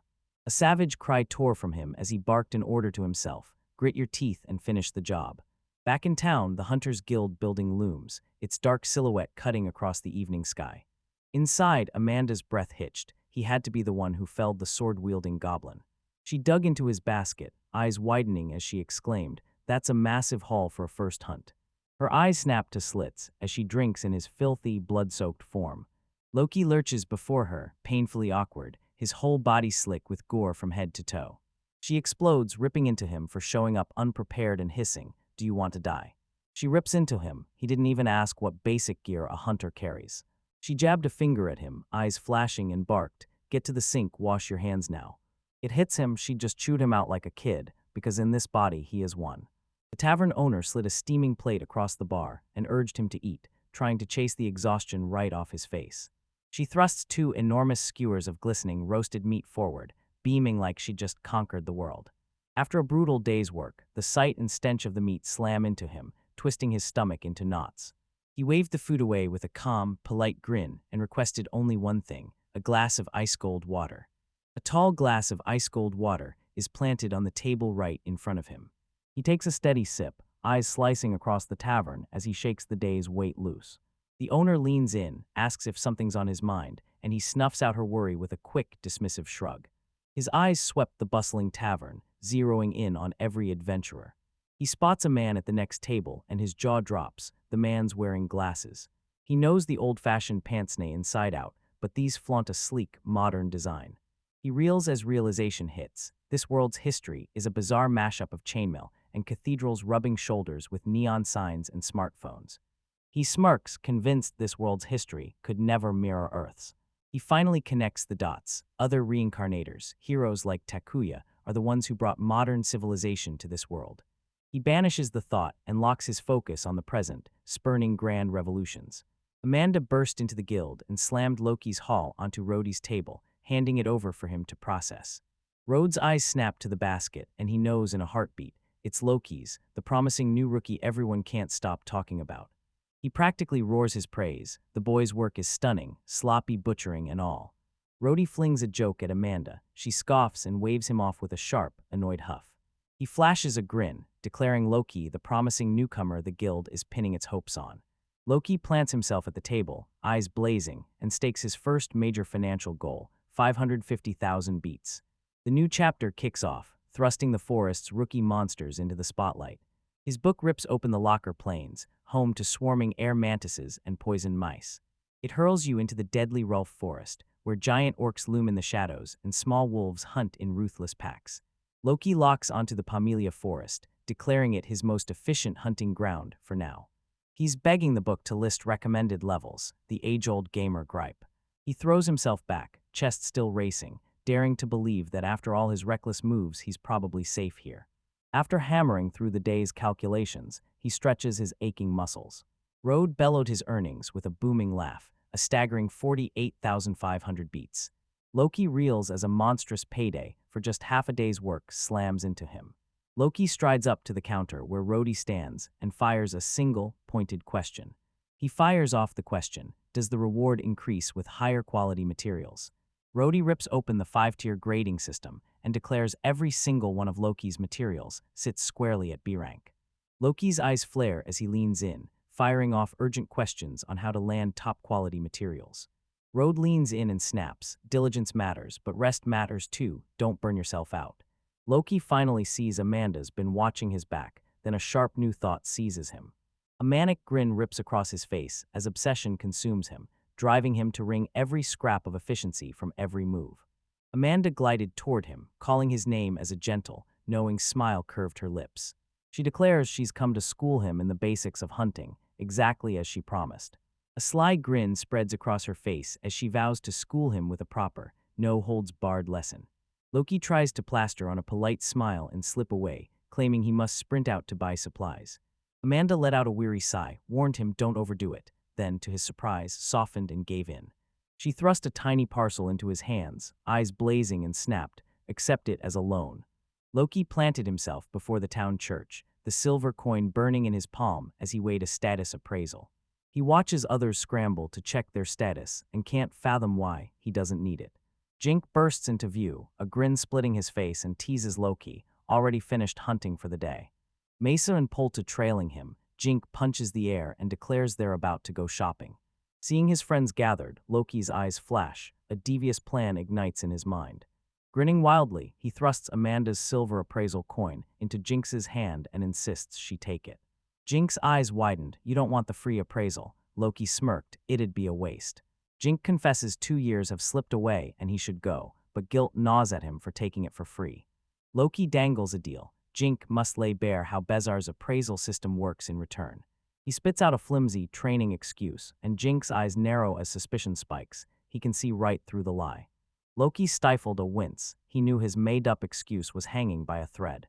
Jink reveals that letters flare onto a black slate, showing a person's skills and level. Curiosity flared in Loki as he snapped, is that all it shows?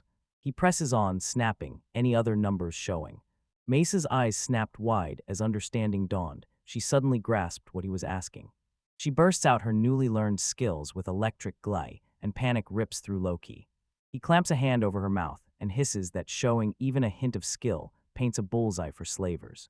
Jink shrugs and says it's fine for Mesa, and Mesa's jaw drops as she snaps. Why? A formidable nun storms out, fury crackling, as she lashes into them for loitering and brands them demons. The children spill frantic apologies at Sister Mari's. She looks up and freezes. Loki, a stranger to her, stands there. They thrust him forward as the unstoppable new hunter and laid the entire crisis bare before the nun. Sister Mari's thrusts out a lifeline, and Loki, cool and courteous, waves it off for now. He slaps on his sharpest business grin, shoots her a crisp thank you, and vows he'll work harder than ever.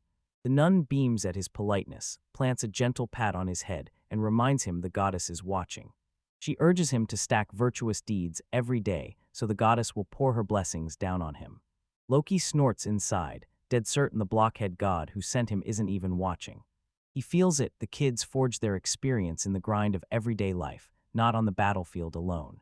For a hunter like him, subjugating monsters is the straightest, fastest path. Jink bellows it's time for them to head out and storm the shops. Loki agrees, sprinting to make it back before his end serves its evening meal. Mesa, Jink, and Pata fling bright, cheerful waves at each other, laughing as they split off and head their separate ways. Loki flicks a half-hearted wave back, a sharp pang of loneliness stabbing him as he turns and walks away alone. He soon bursts back into the humble, rustic inn he's been staying in. He stepped into his sparse room and exhaled a soft, bone-deep sigh. He drops into his chair, relief exploding as he dives into the fish dinner. Meat turns his stomach right now.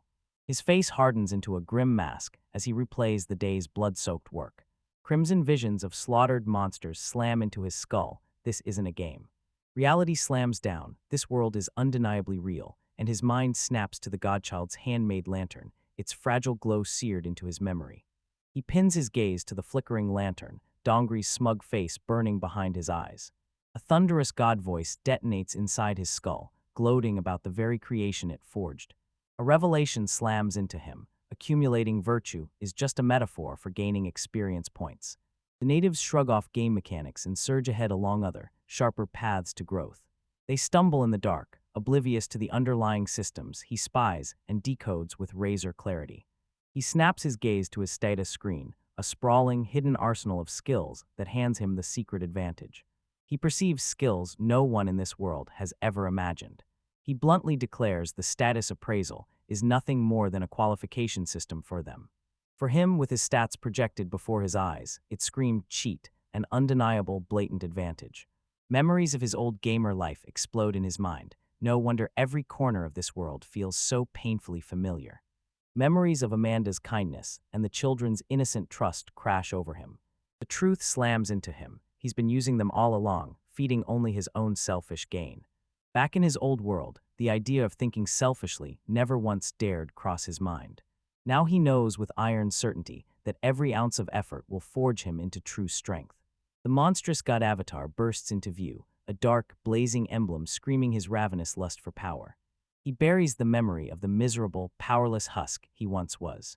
Fear claws at him, fail to grab this chance, and he'll rot away all over again. For a heartbeat, he almost blurts out, "Send me home while I still can." The lantern sputtered and died, and crushing blackness instantly swallowed his room. In the dark, his thoughts bolt to the demon lord, a figure shrouded head to toe in pure black. He recalls the legend of how hero Takuya rose up and vanquished the demon lord Loki. Dark fantasy engulfs him. He'll rise as the demon lord and crush this world beneath his iron rule. He jolts back to his senses, rakes his fingers through his hair, and glares up at the capricious god with furious disbelief. He rips up fate's script and vows to live for himself, no matter why they sent him here. A ghostly flicker of his three friends' faces freezes him mid-step. He stared out his window, heart hammering, torn over whether to finally unleash the truth on them. The next morning he snaps awake in white-hot agony, his body heavy as lead and his legs screaming. It hits him like a punch. His brutal training has ravaged his young, 14-year-old body. The godchild's taunts still sting in his ears as he realizes its presence has vanished without a trace. He plants himself at the table, jaw clenched, mind racing as he plots how to crush this new physical limit.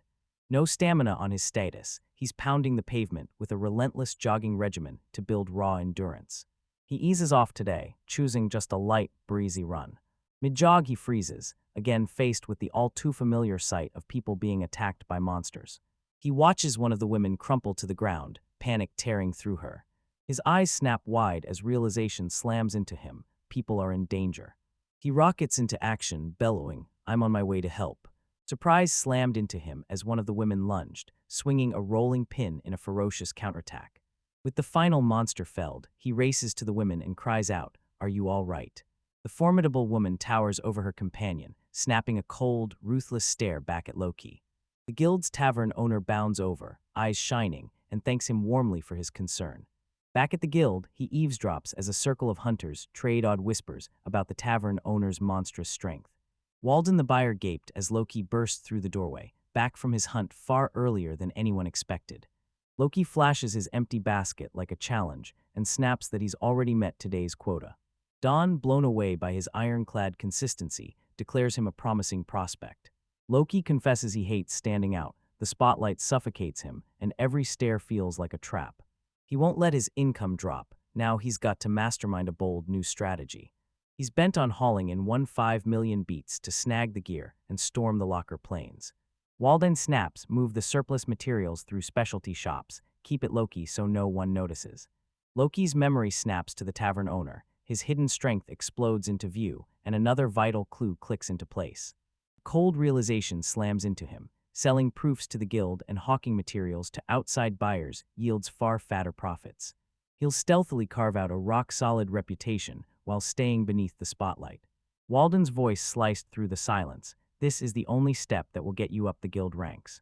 Loki's eyes dart as worry claws at him, over lugging that mountain of reward money on his person. Walden grins slyly, leans in and snaps, "You know the money's got to be deposited, right?" Loki staggers, disbelief cracking through him, as he discovers promotions demand a deposit. He explodes out of the guild, rage boiling in his veins. Amanda never told him this.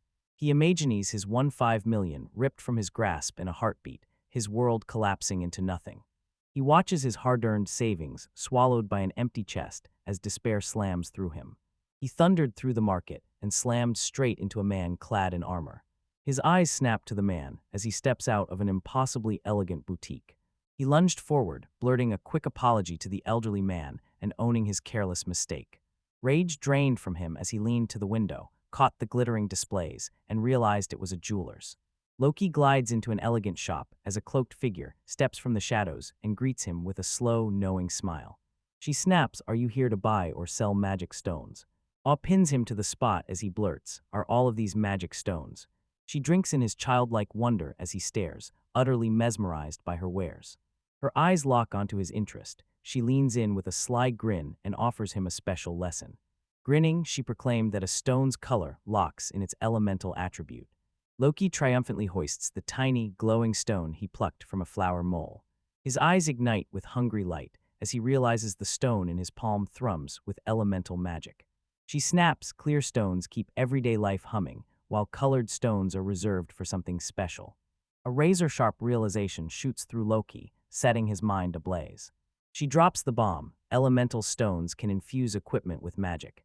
He clenches his fist as realization crashes over him. This knowledge thrums with impossible, world-changing power. Adrenaline surges. He imagines that a twin sword style wielding two elements at once is finally possible. She chuckles, eyes sparkling. His imagination is running wild, and she's loving every outrageous second. She slams him with the truth. An enchanted weapon costs a fortune. No rookie could afford it.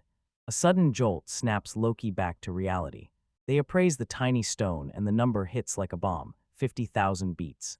He screamed, disbelief shredding his voice. The guild dared offer him just 2,000. She reveals earth stones are coveted, the backbone builders used to raise walls and anchor foundations. He scratches his chin, forced to admit her economic logic is maddeningly airtight. She smirks and beckons the future hunter to return once his pockets are heavier. Loki staggered out of the shop, dazed, and let out a low, hungry sigh as a torrent of new possibilities ignited in his mind. His stomach drops, his financial goals just spiraled into a tangled, far more complicated maze. Visions of grand, powerful combination magic crash through his mind. His tactical mind snaps, shut as dinner time barrels in. A sudden, intoxicating scent crashed over him, stealing every ounce of his attention. His imagination ignites into a sweeping, spice-scented panorama of India. He lunges after the fragrant smoke, drawn like a moth to its source. He yanks the door wide open, disbelief ripping through him. This can't possibly be real. He erupts, bellowing curry, the instant his eyes lock on the dish. The turbaned chef leans in and asks if he knows the dish. Kaori. Loki's grin erupts across his face as he snaps, "I know this all too well." The chef froze as the customer rattled off techniques and secrets only an insider would know. He slams the question at Loki, "Are you truly prepared to sit and eat?" He drops the bomb. His sole dish costs a jaw-dropping 9,000 beats. Loki's jaw drops as a single meal's price slams into him like a thunderbolt, an astronomical sum. His body quivers, every nerve starving for the warm, bittersweet taste of home. He slams his cash onto the counter, eyes blazing, and demands a bowl anyway. A grin splits the chef's face. He's blown away by the boy's iron conviction. The instant the dish hits the table, Loki's eyes flood with hungry, delighted tears. That taste ripped him back to the curry lunches of his old life. He lifts the spoon, and the first heavenly bite detonates pure bliss across his tongue. A scorching burst of spice erupts across his tongue, setting his mouth ablaze. He bellows that the dish is so scorching it actually hurts. He fights for every step in the searing heat, each breath scorching his lungs, but deep, rich umami crashes over your tongue and detonates into pure, jaw-dropping deliciousness. He scrapes the bowl mercilessly, hunting down every last drop until none remains. He watches in disbelief as his spoons keep skittering and clattering on their own, refusing to stay still. He rockets to his feet from the table, the meal finished and his plate scraped clean. He erupts into thunderous applause, drowning the chef in grateful thanks. He shoots a crisp goodbye wave and steps out of the restaurant. He reels in disbelief, 9,000 beats flushed away on a single meal. That jaw-dropping flavor still haunts his tongue, refusing to let go. He bolts forward, joy crackling through him, that familiar flavor already sparkling on his tongue as the chef waves him over. He peers into the hush, pulse racing, desperate to know if another earthling is nearby. The chapter title page slams a steaming, mouth-watering bowl of curry into the spotlight. A neon sign out front screams the shop's lone dish, 9,000 beats. Loki savored the last bite, a sly smile tugging at his lips. It was a brilliant meal, but he'd have to move with far more caution next time. The chapter title page bursts back into view, that same steaming bowl of curry sending ribbons of steam skyward. The sign screams again about its lone dish, an eye-watering 9,000 beats. Again, Loki slaps himself awake with a fierce vow. Next time he'll move with razor-sharp caution. Chapter 3's title page slams into view, unveiling a mouth-watering curry that practically begs to be devoured. The sign pops back up, shouting that the dish costs 9,000 beats. Loki aches for ironclad resolve, so he can start choosing his moves with razor-sharp care. He sauntered forward when a woman's voice sliced through the noise, calling out his name, Loki. She pours out memories of her daughter as he nears her doorstep. She strides forward and proclaims she's Mace's mother, while her son grins and quips that he's the father. Realization slams into Loki. He's standing inside Mace's family apothecary. Recognition flares, he's seen her before, and she nods, admitting she forages these very woods too. A woman's voice slices through the air and calls him Loki. As he nears her house, she blurts out her daughter's name, sharp and urgent.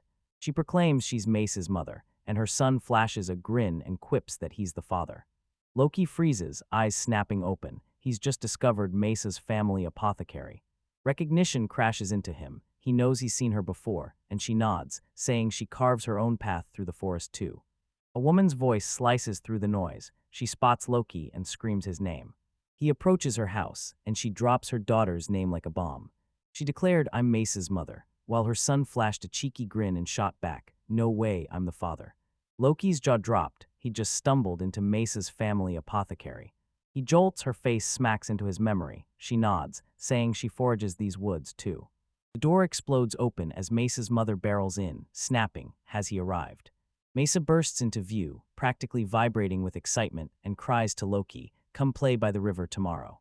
She shakes him by the shoulders, eyes blazing, insisting it'll be a blast and they'll reel in a pile of fish. Loki staggers back, consumed by her boundless, chaotic energy. She bolted off, shouting she'll go tell Jink and Potom. Loki watches her storm off like a whirlwind. Her mother apologizes for her behavior. The door explodes open as Mesa's mother storms in, breathless and shouting, "Has he arrived?" Mesa bursts in, eyes ablaze, begging Loki to come play by the river tomorrow. She yanks him upright, grin blazing, insisting it'll be a blast and they can even catch some fish. Loki reels, swallowed whole by her boundless, chaotic energy. She bolted, shouting she'll go tell Jink and Pata. Loki watches her tear out like a storm, and her mother apologizes for how she behaved. The door slams open as Mesa's mother barks, "Has he arrived?" Mesa bursts in, eyes blazing, grabbing Loki and shouting, "Come play by the river tomorrow." She shakes him hard, eyes blazing, insisting it'll be a blast and they'll catch fish. Her boundless, chaotic energy slams into Loki, leaving him staggered and breathless. She bolts off, shouting she'll go tell Jink and Pata. Loki says she tore out like a storm, and her mother bows her head and apologizes for her behavior. Mesa's mother beams, glowing with gratitude that he's willing to indulge her daughter's whims. Loki's warm smile sparks as he grins. Being with the three of them sounds like a blast. Relief surges through her as she clasps his hands. Gratitude steals him. He vows to shield them from harm. Loki closes his eyes and drinks in this new purpose, a fierce grin spreading as the children lean on him. He could rig the game, but when it counts he trusts Jinx's raw, honest strength every time. Mesa beams, beckons him to the river, and sweeps him along before he can even say no. A grin cracks across his face as he imagines the fun he'll have with his three new friends. Mesa's mother clutched his hands, voice cracking, as she thanked him for keeping the children safe. When the children asked for his help, a fierce sense of belonging surged through him. Loki grudgingly admits Jinx's raw, instinctive talent is something his powers simply can't replicate. As she plans their trip, Mesa's brother lights up, replaying every laugh and splash from their time at the river. Warmth surged through him. With them, any place turned into a playground. Gratitude floods the mother. She finally feels safe with Loki keeping watch over them. A close-up slams onto Loki's face as genuine happiness wells up. His new friends need him. He feels it. Jinx's power is terrifyingly real, while his own status-based abilities ring hollow. A memory slams back into Mesa's mother. She clamps her hands together, suddenly lost in thought. She presses a tiny glass vial into his palm, dark, bead-like pills clicking together inside. He snatched the vial, eyes blazing with curiosity, and demanded, "What is it?" She tells him it's to crush muscle fatigue. She knows his daily hunts grind him to the bone. Delighted, Loki beams and blurts to her, "How much do I owe you for that amazing medicine?" She smiles warmly, proclaiming the expensive medicine a gift for his help. A sharp thought lances through her as she weighs the potent medicine she's about to offer. She thrusts a vial of fatigue recovery pills into the young hunter's hands. He lifts the mysterious vial to the light, eyes razor-sharp, hunting for clues about what it holds and why someone locked it away. Seeing how his daily battles beat him down, she presses a potent recovery elixir into his hand. Gratitude blazing, Loki leaned in and pressed for the price of the life-saving remedy.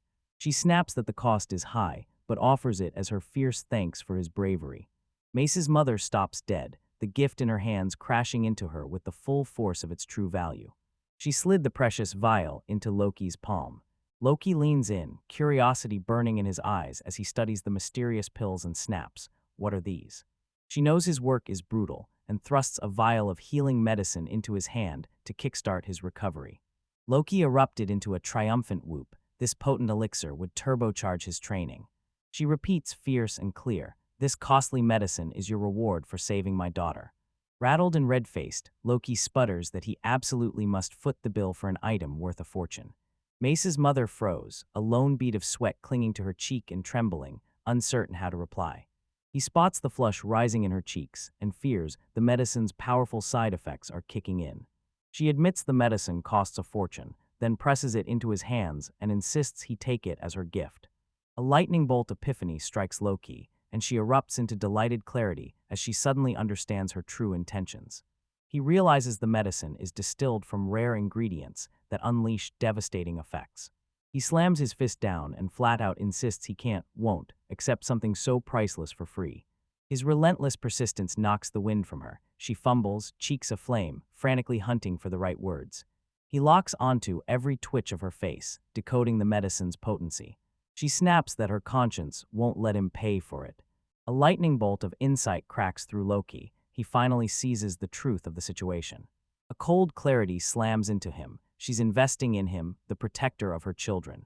Bound by unshakable principles, Loki slams away every offer and insists on paying his own way. Mace's mother goes silent, disarmed by the steel beneath his polite words. Her barely there wince makes the medicine's secret snap into place in his head. She brandishes it as a gift, fully aware its true price is miles beyond anything he can afford. It hits him like a lightning strike. Her generous offer carried a hidden, deeper meaning. He reveres the rare herbs, priceless, potent, the beating heart of the remedy. Just as he's about to bolt, he pleads, "Can I buy some stomach medicine?" He clutched the gift, gratitude blazing in his eyes, thanked her, and swore he'd come back later to buy more. Mace's mother and brother stand on the porch, staring as their protector strides away. The next day, Jink and Pata catch sight of Loki and urgently beckon him over. Just before leaving the apothecary, Loki snatches up one last practical purchase.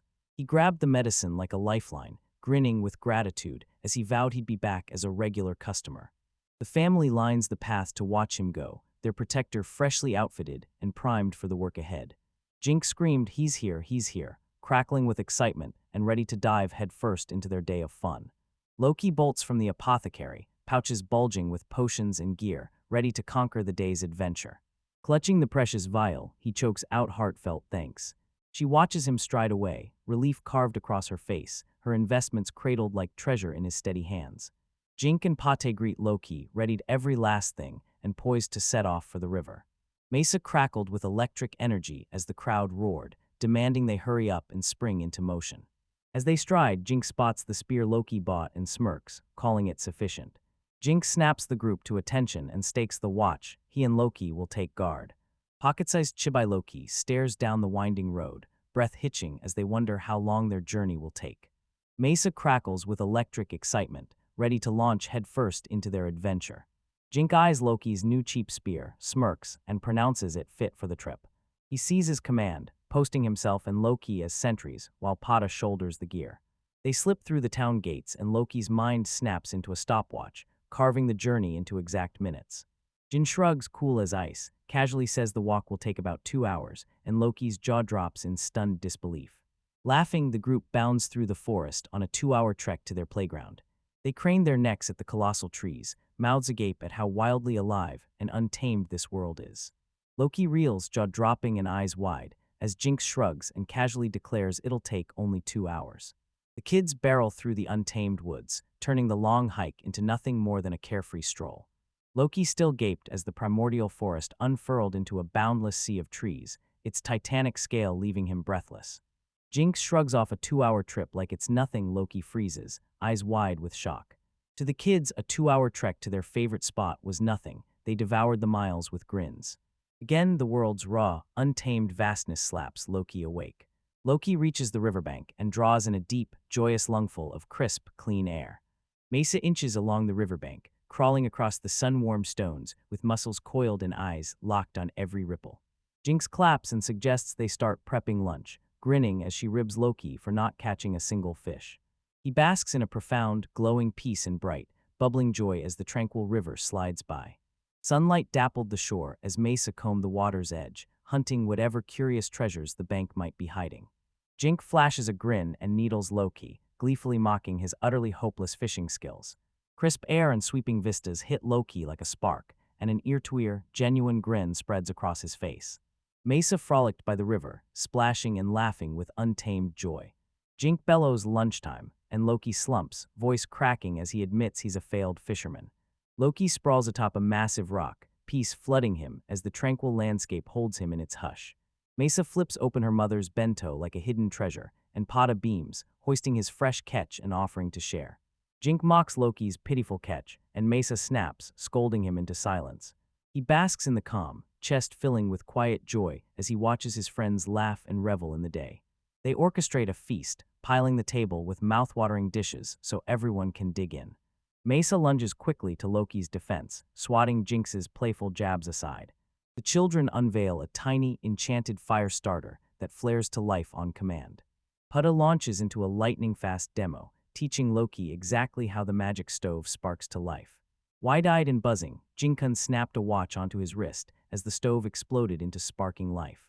Loki reels, stunned by the sheer ease of sparking a flame without using a single spell. He flings the fish into the pan with feverish eagerness as Jinx scoffs, stunned by his surprising ignorance. The children blurted that their mother had packed a pocket-sized, enchanted fire starter. Pada leans in, guiding Loki's hands across the magic stone stove, and patiently teases apart its simple mechanics until everything clicks into place. The boys' breaths catch as a single spark cracks, and the magical device snaps to blazing life. Loki froze, eyes locked on the tiny box-like device, struck dumb by its effortless, jaw-dropping convenience. He hoisted the fish like a trophy and roared, "Time to cook our catch." Mesa blurts that her mother packed it, and Jinx's eyes blaze as he declares it a magic fire starter. Pada rips through a quick tutorial for Loki, jabbing at the magic stone slot and the switch to show him exactly where they are. A soft poof, a tiny flame bursts to life, and the children gasp, eyes widening in pure wonder. Loki hoisted the stove aloft, utterly stunned as flames sprang up effortlessly with no magic at all. Flames roared and Loki whooped, shouting, "Time to eat grilled fish." Four friends sit shoulder to shoulder by the riverside campfire, a thin wisp of smoke spiraling upward like a peaceful whisper. Loki grins to himself, savoring every moment of what he knows is a truly wonderful way to spend the day.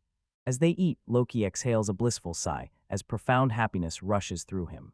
Jinx gags, yanks something out of the bento and screams, "They're bugs." Boom, a tight close-up slams onto a perfectly grilled fish threaded on a skewer, its skin glistening and primed to be devoured. Loki grins and urges them to try the fish with salt. Jinx falters, then swallows his doubt and agrees. The children gasp as the delicious flavor hits, eyes wide, grins spreading, and Loki beams, asking with bright joy if they like it. Hunger blazing, Jinx throws down a challenge, a team fishing showdown before they have to leave. They locked eyes and traded tense looks, every face screaming the same question: how do we decide the teams? Loki flashes a grin and pulls them into a quick, mischievous game from his world: rock, paper, scissors. The children press in, mesmerized by the new game, and Loki's grin deepens as he soaks up every delighted gasp. The roar of their game, John Campon, tears through the silent forest clearing. Mason Jinker erupted with fierce resolve, swearing he wouldn't accept defeat and would unleash everything he had. Loki fires a fierce word at Pada. Give it everything, do your best in the contest. Rigu Mariep dalam diri Pada, diatur paku, taktahu haris berbuat apa, sementara Loki memperhatikan keraguannya. Loki springs into exaggerated gestures, pantomiming every move so Pa can grasp their strategy at a glance. Pada's face explodes into a grin as understanding hits, and he cheers that he can keep up now. Loki barks rapid-fire orders at Pada, stabbing the air with frantic, urgent jabs. He bellows at Pada to step away from the rock so he can snatch it up and hand it to him. Loki's stride falters as a cold truth hits him. His frantic pace might be pushing Pada too hard. He blurts an apology and asks if they should slow down, but Pada grins and waves him off. He's fine. Pada stands in the water as comprehension slams into him, snapping his face into stunned clarity. Tears welling in his eyes, he bursts out with joy, shouting that he can finally understand Loki's words. Loki's jaw dropped at the breakthrough, and he howled for Jink and Mesa to come hear the news.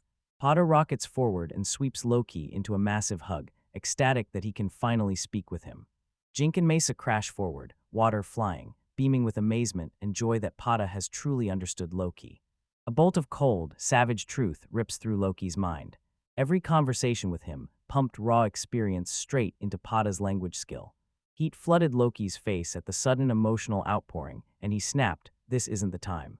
Jink and Mesa erupt into cheers, roaring praise at Pada for the hard-earned fruit of his relentless toil. Loki's grin widens as he boasts he knows the perfect secret place to whisk them away. He whisks his excited new friends through the winding streets of Bazaar. Some hail the curry as a triumph, while others are left gasping and defeated by its savage heat.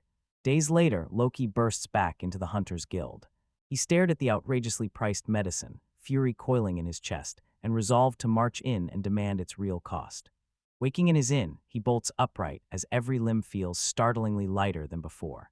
He burst up the guild stairs, pockets jingling, his long-sought fortune finally in hand. Mid-bite, he checks his status, and a grin explodes across his face when the screen flashes that his skills just leveled up. A jolt tears through him and he thinks, "My status is." A satisfied grin explodes across his face as he thinks, "All right." A voice thundered at him from the second-floor railing. Amanda storms forward, voice like thunder, demanding to know why he's been dodging the guild. Cooley shrugs and declares sliding his earnings straight into the bank is simply easier for him. She exhales a soft sigh, murmuring she didn't mean to sound lonely, and his face tightens with sudden, sharp concern. Her mood flips on a dime, and she explodes with joy, shouting that he's been promoted to F rank. In Chibai form, she rips into him, furious he was so busy he didn't even notice. Back to normal, she zeroes in as he asks to withdraw his money. He vows to snag new gear and charge into the locker planes. Amanda beams with pride, pressing his brand new F-rank hunter's card into his trembling palm. She gushes over his new look as he freezes, eyes widening when the car's material suddenly shifts. She rips through the hierarchy of metals, from humble iron all the way up to the legendary adamantite. He leans in and fires. Can changing the card's material be an optional feature? She leans in with a sly grin and purrs. Custom work costs extra. A silent scream ripped free in Loki as he recoiled, horrified, at the guild's microtransaction system. It hits him card quality isn't just power, it's a shining badge of status for the high rankers. A darker, sharper idea clicked into place in his mind. He lunged forward, eyes blazing, demanding Amanda explain the S-rank's adamantite material. His gaze slices cold as he snaps. Is S-class truly the highest rank? Her playful smile drains away as she locks eyes with him and snaps, "Why would you think that?" Loki's smirk dies, calling adamantite the top rank, leaves the game-like world eerily incomplete. Amanda lets out a weary sigh, admitting the truth behind the guild's ranking system is a tangled, stubborn mess. She leans in, eyes sharp, and drops the bomb. Long ago, legendary ranks existed, but now they lie empty and forgotten. Amanda smirks and taunts him. "Are you really that curious about the vanished ranks? It's not essential information." Loki's mind snapped into place. There have to be people out there with the raw aptitude to reach those ranks. A cold realization hits him. Takuya, the cheat-level hero, has to be one of those legendary figures. Rage boiled in him at the thought that a prince crowned by a harem wouldn't even have to hunt.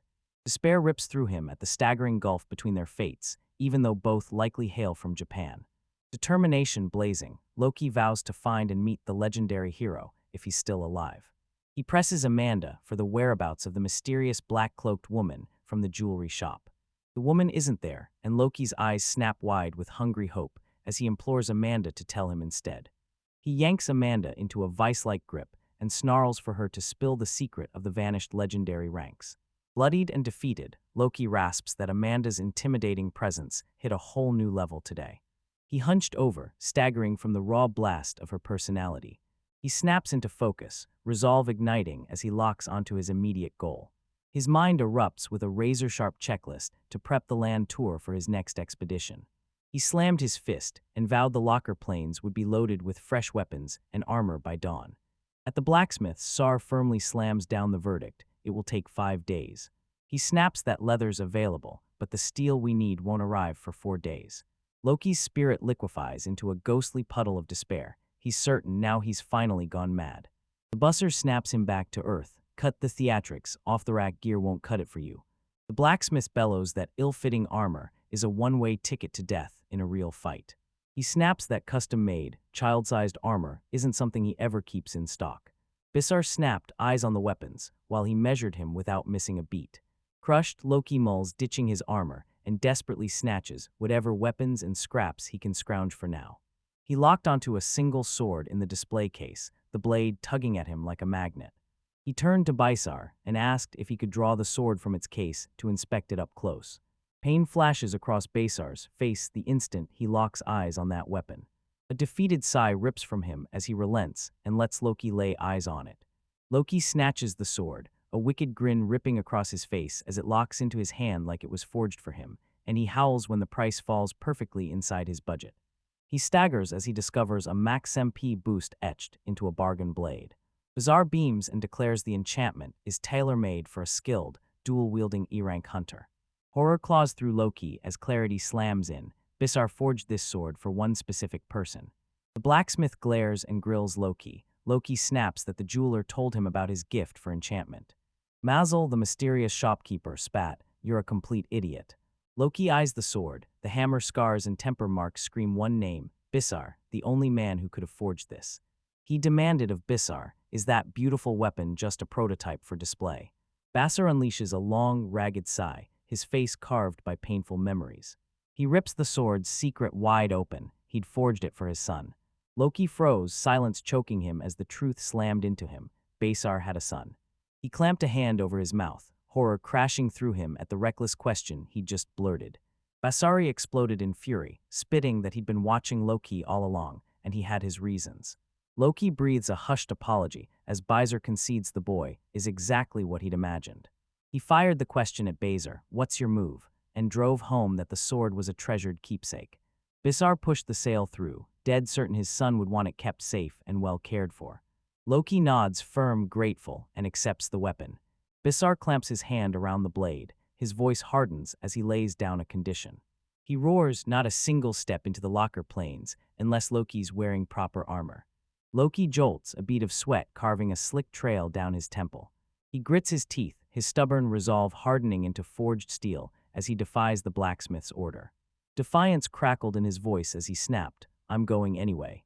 He locks onto the glowing stats, confidence igniting as his power rockets higher. He summons the monsters in his mind, a roar of strength filling him, certain he can face them head-on. He aches to know if proving his strength could make Basar finally hand over the sword. Where ordinary people would wait, Loki doesn't. He seizes the moment. He knows he's anything but ordinary. His Gamer Pass memories slam into him, a brutal, endless grind for power. He snaps he can't wait 4 days and storms off armed only with a knife. Bissar's eyes narrow into slits as he spots that familiar, reckless fire flaring in the boy. Loki watches the blacksmith, his heart hammering like a war drum in the electric hush. Bazar grits his teeth, a raw, ragged sound of pure frustration ripping from his lips. He slams his palms to his temples, a ragged groan ripping free as Loki's voice becomes his son's all over again. He admits he bled his soul into the armor, only to stand and watch his son die. He snaps, "Wait, Loki," and bolts into the dark back of the workshop. He storms back grinning, proclaiming the armor fits him perfectly, just like he'd predicted. Loki's jaw dropped. This was the very armor forged for Bissar's son. Wind magic erupts from his armor, roaring into a cyclone that shields him from the deadly air mantis. Bassar spits a dare, Run, and he'll hunt you down and kill you again. Loki grinned and taunted, "Your threat only sharpens me. My body hungers for battle." The blacksmith hustles him into the cramped training yard tucked behind the shop. Clad in full gear and coiled like a spring, Loki steels himself as Basar Barks tests the blade. He seizes the hilt as the sword's tragic history slams into his palms like a lead weight. It hit him, the blade had been biding its time, waiting for someone who truly hungered for it. Basar leans in and asks, "How's it feel?" Loki grins, featherlight, and "It fits perfectly, like it was made for me." He explodes into motion with brand new speed and balletic grace, the gear molding to him like a second skin. Every swing slams the blazing weight of the sun, who came before him, into his bones. The blade screamed through the air, a perfect extension of his will. He pivots to the bison, drops into a solemn bow, and steels himself with one iron truth: he will not die. A game-style alert slams onto the screen, roaring that Loki has obtained the imbued armor and sword. Loki unleashes a long, relieved exhale, convinced the world's tutorial has finally ended. His practical side snaps to attention, and he fires off the payment question without missing a beat. Basar refuses flat out, but Loki slams his demand: he must buy the equipment. The blacksmith bellows it was never for sale and refuses to take a single coin. Loki thundered back, voice slicing the air, "I have the money, I'll pay." Their slapstick quarrel bursts onto the street, sending passing townsfolk into roaring laughter. Loki storms off, growling about the stubborn old man who burdened him with a legacy. He replays that bizarre game-like event in his mind, emotions roiling into a tangled storm of thrill, guilt, and bafflement. He arrives at his next destination, jaw clenched and eyes burning with grim purpose. The town church towered before him, the final step in his preparation. He bursts through the door, heart in his throat. It's his first time inside, though he's met Sister Mary's. The sanctuary opened into a breathtaking expanse, 6 towering statues of goddesses looming over everything. Sister Mary's greets him with a radiant smile and a proud laugh, marveling that he's grown into such a fine hunter. He snapped, "Is that person at the altar praying to the goddesses?" He slipped on a mask of obliviousness and probed the nun for a status appraisal. He slaps on a fake scowl, acting furious as the slate stubbornly hides the results. He revels in the sheer convenience of being able to check his own status. He smirks and fires, due appraisal results climb when the donation grows. The nun digs her fingers into his cheeks, pinching so fiercely she roars that such a thing is impossible. Loki cradles his stinging cheek and immediately lashes out with another razor-sharp question. Mari's revealed that pouring massive donations into the fan-melt theocracy bought you a coveted, invite-only summons. She laughs, sneering, "That's nothing a country bumpkin like you should worry about." Loki wrinkles his nose, instantly recognizing the cold, greedy scent of money and the electric crackle of power. The magnificent fan-melt theocracy seems to glitter like a nation carved from pure wealth. Mari slams the question, "What's your purpose?" and he fires back that he's already donated. His face snapped into a mask of unyielding resolve as he bared his true goal. He storms in, cloak whipping, raises a hand, and roars he's here for the job selection ceremony. A ruthless vow settles in him. He'll seize any system he can and use it to grow stronger. Morris thunders that the job selection is a divine blessing bestowed by the goddesses. Loki's eyes snap wide, interest blazing the instant someone mentions a blessing. She rips through the boons, the surging XP boosts, the explosive skill level-ups, and the one-of-a-kind abilities. A wicked grin spreads across Loki's face as he savors that this world still bristles with IRRPG elements. He treats it like a class-based growth bonus ripped straight from an RPG. He blurts, "Do jobs have ranks?" and Mary's jaw drops. She's stunned by how much he already knows. She confesses she's only ever laid eyes on beginner and intermediate rank jobs. She declares the church channels oracles straight from the heavens. The word "special grade class" roared in Loki's head like a battle cry, a tantalizing promise that lit a wildfire inside him. Morris laughs, scoffing that he's unlikely to ever snag a job like that in this town. She whips around and snaps, "Call the old man, it's time for the ceremony." Panic spikes in Loki as he lunges forward begging, "Don't toss that bombshell around like casual gossip." She tore through the silence, shouting, "Can the applicant for the job selection proceed?" Loki steps forward and announces himself. The elderly man meets him and rasps one name, Trail. Trail swears he's still young enough to be granted a divine oracle. Loki staggered as the old man's presence crashed over him, nearly swallowing him whole. Recognition crashes over him. He's standing in the presence of someone of special grade class. Trail snaps, do you feel it? Loki shrugs, flashing fake innocence as he plays dumb to hide what he knows. Loki lunged forward, begging to begin, convinced this was his direct path to special powers. He puts on a blank face and shoots, so what blessings can I claim? Trail grins and challenges him to learn for himself. Everyone's different. He throws back the curtain and unveils the first statue, Felan, the breathtaking goddess of fertility. Next he jabbed a finger at Wriggle's stern visage, the goddess of war herself. He thrusts a finger at Alicia's gentle face. She is the goddess of love. He thrusts a finger at the solemn statue of Li, the goddess of atonement. He thrusts his hand toward Pharaoh's serene form, the goddess who breathes life. At long last he christens the graceful statue of Listia, the goddess of commerce. Trail proclaims the 6 goddesses pour equal, fierce love onto every human, no favorites, no exceptions. Sister Maris bursts in, grinning brightly and teases, was Loki hoping to see me? Tiny Chibai Loki stomps and squeals that the blockhead god still hasn't shown up.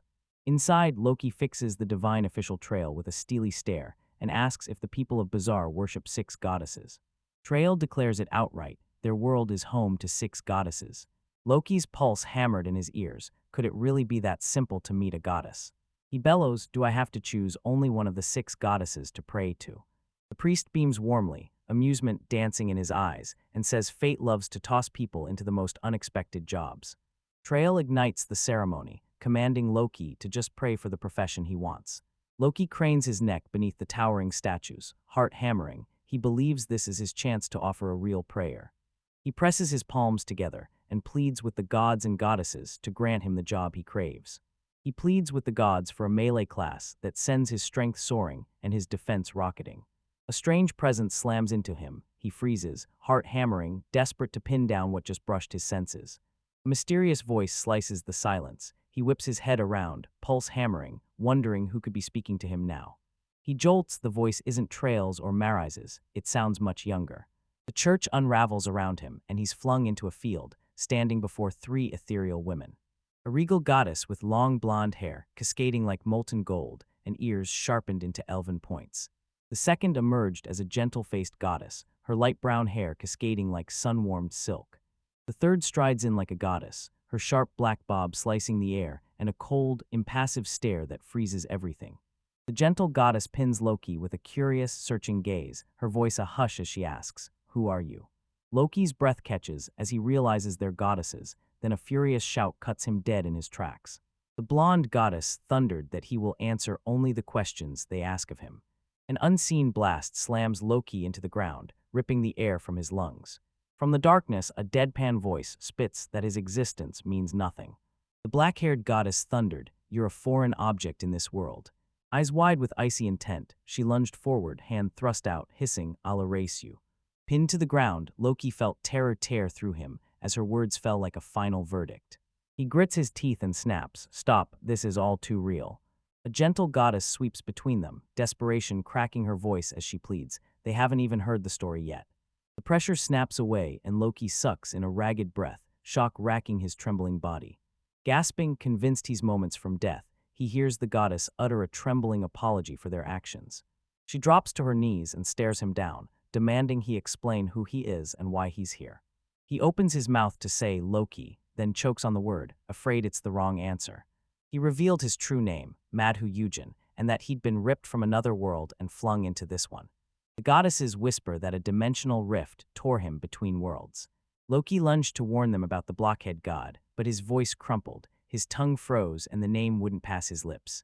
The goddesses snap as someone plucks their divine thoughts bare, but a crucial piece is missing. Panic explodes in Loki as he realizes they can read his mind and will expose any lie. The general goddess slams the truth down. He was dragged into the white space by force. The black-haired goddess locks eyes with him and snaps, are you suffering from amnesia? The blonde goddess's divine eye flared, and to her shock it couldn't perceive a single one of his skills.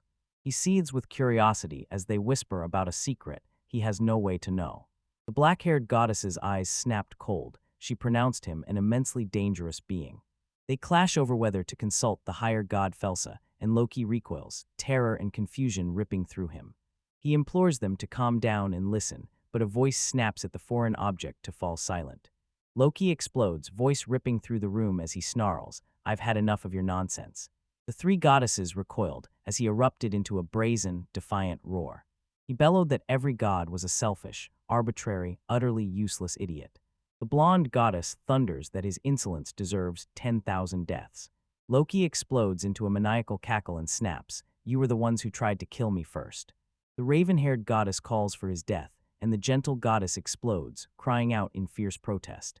Loki roared that their deeds made them no different from common criminals. He bears the memory. The cruel, godlike child cast him into the forest and walked away. The black-haired goddess scoffs, disbelief searing her gaze. She won't buy a single word of his story. He relives the blood-freezing terror of his first battles and the soul-soaring joy the moment he met the children. He'd finally tasted the sweetness of this new life, and he swore he'd fight to keep living. Tears carve rivers down his face as he begs, voice raw, "What did I do that was so wrong?" He feels memories crash over him of Bazaar's kindfolk who welcomed him and sang his praises. His old life lay in ashes, and the gods themselves nearly snuffed out the fragile spark of his new one. A burning question rips through him. Is reincarnation real, and could he be reborn into a better life? All he ever craved was a world that finally rewarded every ounce of his sweat and sacrifice. The gentle goddess fixed him with a steady gaze, her face melting into a warm, knowing smile. She whispers again, "Who are you, really?" Tears streaking his face, Loki confesses he has no answers. He's no god, just a man savoring this world. She accepts his answer, locks eyes with him, and asks him to confirm one last thing.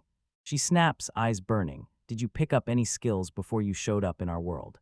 She drops the bomb. They sometimes reincarnate souls and arm them with uncanny powers. Confusion claws at Loki as he snaps, "What do you mean by skills?" He staggers as the full, shocking meaning of being reborn into an isekai slams into him. He shoots two fingers into the air and swears he did get two gifts. He drops the bomb. He was de-aged from 32 and handed a one-of-a-kind status screen. He admits, voice tight, that two hidden columns lurking on his screen are a total mystery, even he can't explain them. The goddess is real, shock sparking in their eyes as they demand whether he's truly telling the truth about the screen. He slams open a game-like interface, stats flashing, levels climbing, and a colossal skill tree unfurling into endless branches. The goddess is real. This system is leagues beyond the reach of their divine eye. Loki leans in and presses for the truth about the towering god Felsa, but the explanation spins into a tangled web he can't unravel. He snaps that his skill point system has nothing to do with their prayers. A bolt of clarity shivers through the gentle goddess. She knows, beyond all doubt, a higher god is behind this. Loki's eyes narrow. Could Felsa secretly be some kind of superior to these goddesses? Reality slams into him. His status screen is his own ridiculously overpowered cheat skill. The gentle goddess concedes, her calm cracking as she warns that such a skill could tear the whole world apart. She senses no malice in him, but his attitude sets off an alarm in her gut. Something about him feels eerily wrong. Now the goddesses grasp the full weight of his plight and the blazing fury roaring inside him. The three mighty deities plunged into a perfect, synchronized bow, their voices raw as they pleaded for his forgiveness. Stunned, Loki swallows hard, accepts their apology, and chokes out one of his own for his harsh words. He stares them down and declares, with cold fire, the original purpose that brought him to the church. He flashes a hopeful smile and dares to ask if getting a job is truly impossible for him. Doubt gnawed at him. Did they, in their eyes, think he simply lacked the aptitude to be a hunter?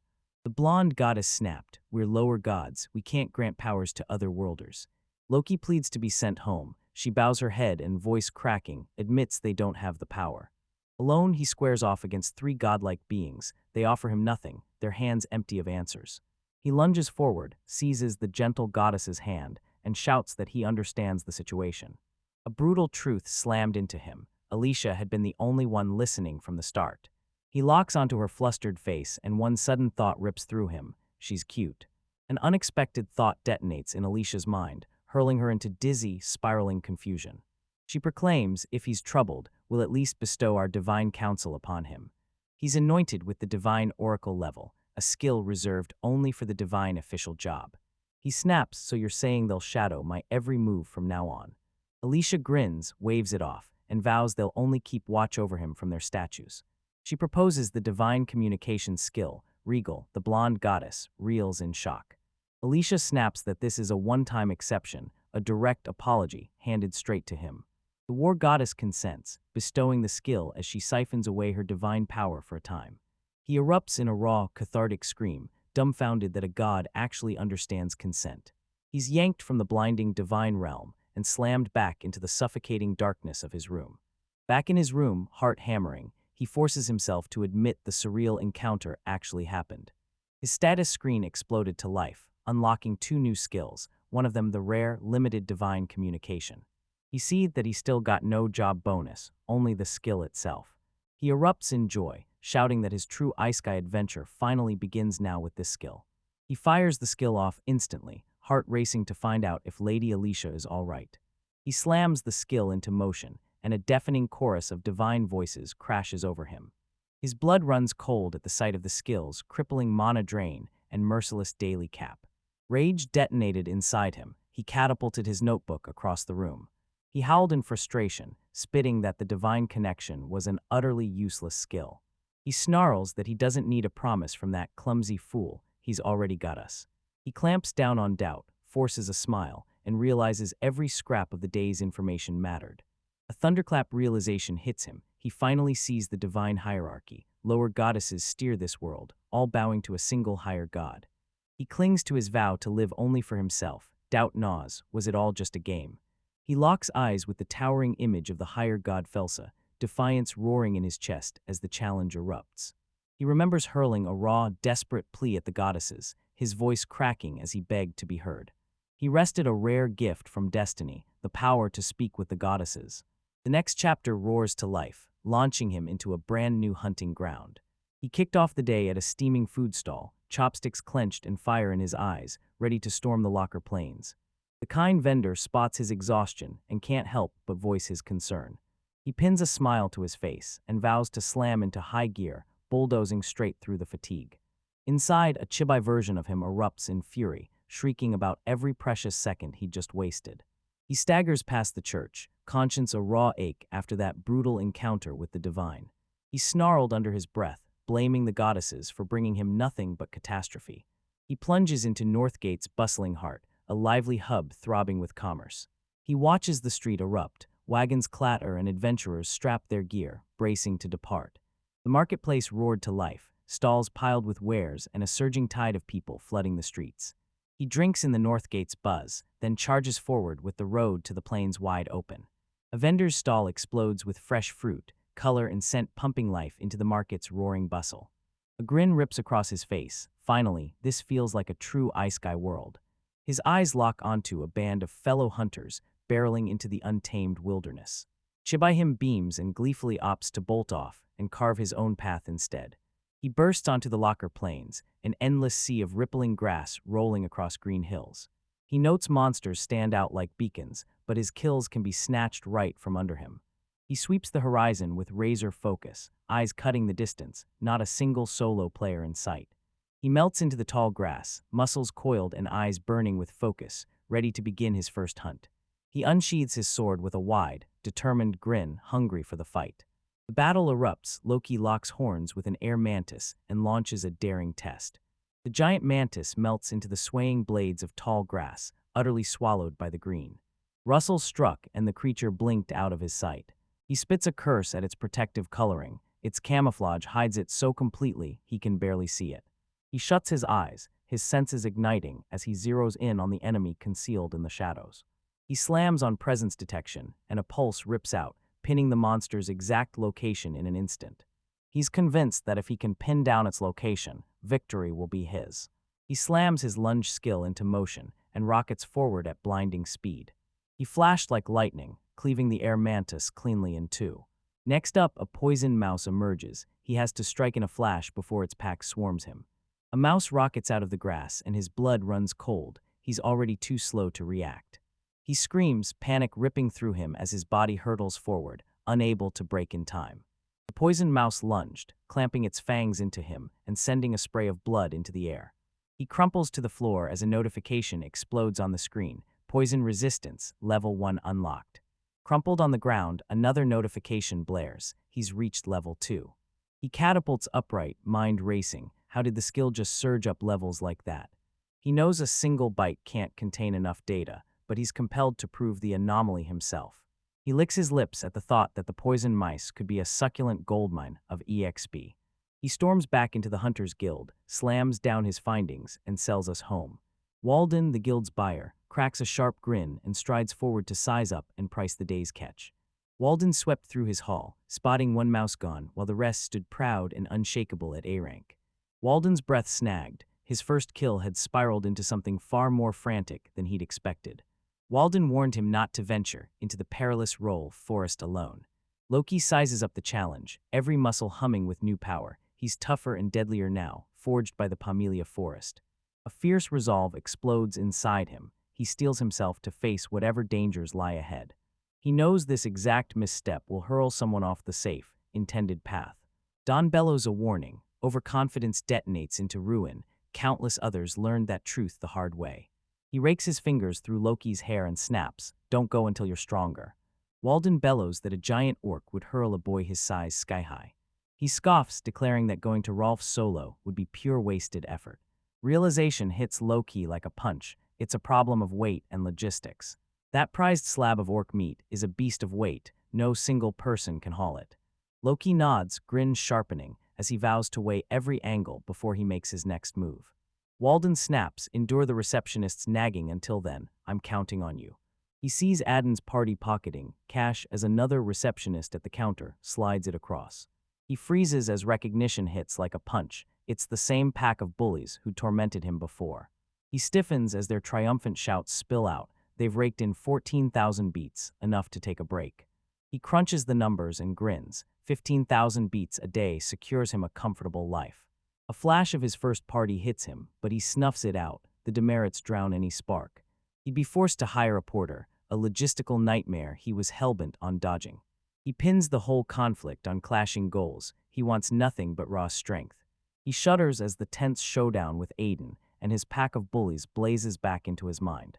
At the guild, Aiden and his crew volley bitter complaints, tearing into every detail as they argue over how to form a party. A receptionist leans in, eyes alight, and raves about a promising rookie who's been tearing up the scene lately. Aiden listens, a mocking sneer etched across his face as pure annoyance and condescension blaze in his eyes. 4 days later, Loki hunched over his status screen in the locker plains, ripping through every stat like a hunter, zeroing in on prey. He remembers how, after the mouse sank its teeth into him, his poison resistance surged. He'd leveled up. He discovers hunting specific monsters, rockets his skill EXP by 20%. He reckons the local monsters soak up hits with brutal resistance, so beating them pays out far more experience. He snaps to it, hunting high-level monsters now will net far greater rewards down the line. He sees that the monsters were scattered across the map, turning efficient grinding into a maddening slog. He stumbles into the plains' brutal secret, monsters ripping each other to pieces and feasting on their own kin. It hits him he can't tear his eyes from the hunt, not for a single second. He curses the soul-crushing 2-hour commute to and from the hunting grounds. He howls in frustration, desperate to hunt from a single ambush so every strike lands with ruthless efficiency. He wished for a towering platform, a sky-high refuge the monsters couldn't claw their way up to. A lightning-quick memory hits. The earth magic skill he picked up from the flower moles surges back. He abandons the complex spell and unleashes one blunt, simple command. He gaped as a small mound of earth thrust up from the ground.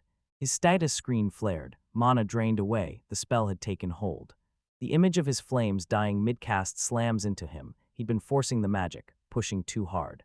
Sitting on the ground, Loki slams his boot into the soil and roars for the earth to surge up beneath him. A small mound of earth suddenly erupts, and the chibi version of him gapes, frozen in stunned disbelief. He reels at the brutal contrast to his failed fire magic. The trigger has to be painfully simple. It screams impossible, but he clamps down. He must verify the theory before he explodes with excitement. Geared up, he roared and forced the earth to heave, swelling far larger this time. He pumped Earth's volume sky-high and wondered if that trick would fool the monsters.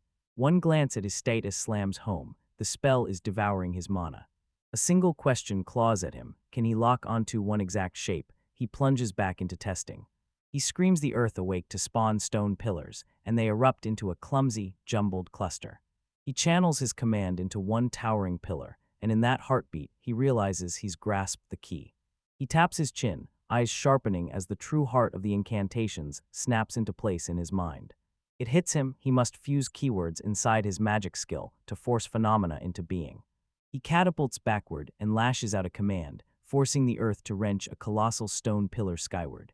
The colossal pillar rips free of the earth and rockets skyward. He screams, voice raw with pure, stunned awe. He bellows, "I did it," as realization slams into him. This magic lets him hunt from a single, unmoving spot. He freezes at the pillar's base as realization slams into him. There's no way down. Trophies tumble from his overflowing basket, proof that his sit and wait ambush pulls in jaw-dropping halls. Sweat beads drip from his brow as memories of the brutal struggle it took just to get down again slam into him. He grins, burning to tell his past self that magic surges from the soles of his feet. He froze as a flame suddenly leapt to life, then screamed in pure astonishment. He jolts back, heart slamming, when someone suddenly appears behind him. Adon taunted, "Why are you still alone? You're the guild's famous lonely rookie." Aiden struts forward, names himself and his crew with a smug grin, then tosses Loki a patronizing offer, a spot on their team, like he's doing him a favor. Boredom plastered on his face, he deadpans to them, "I'm fine." Aiden's face contorts into a feral mask of raw, gullible rage at the rejection. Aiden reels, he can't believe he just got shot down, while Loki snaps that solo hunting is exactly where he belongs. His cronies surge forward, fists clenched and teeth bared, while Loki merely tilts his head and calmly apologizes for what he thought was rude. Adam snaps that he'll report him, and Loki just shrugs, smirks, and says he's perfectly fine with it. Back at the guild, he blurted to Amanda, relief flooding his chest, "I was so relieved you were there for that." He knows the guild can only warn Aiden and snaps that it's enough. The guild pins this on him. The chaos gnaws at him like a ravenous beast. He shrugs off victory. What haunts him is being singled out by the townsfolk. He stares at his status, heart hammering, and the screen screams it. Level 9 unlocked at last. He has to rocket to level 11 to slip past them. There's no going back. He howled in frustration, 4 days hunting the plains, and he only hit level 9. He trusted Bezar was full of good people, and still it yanked him into its tangled web. He scans the moonlit town, praying the night won't erupt into more trouble. The next day, something new jumps into view and seizes his attention. At the guild board, a hunter bellows, "This is my first emergency request." A grin splits his face. It's a job to poison the mice, and the reward's just been bumped up. The notice slams the alarm. Rising numbers could spark a mass outbreak of poisonous mice.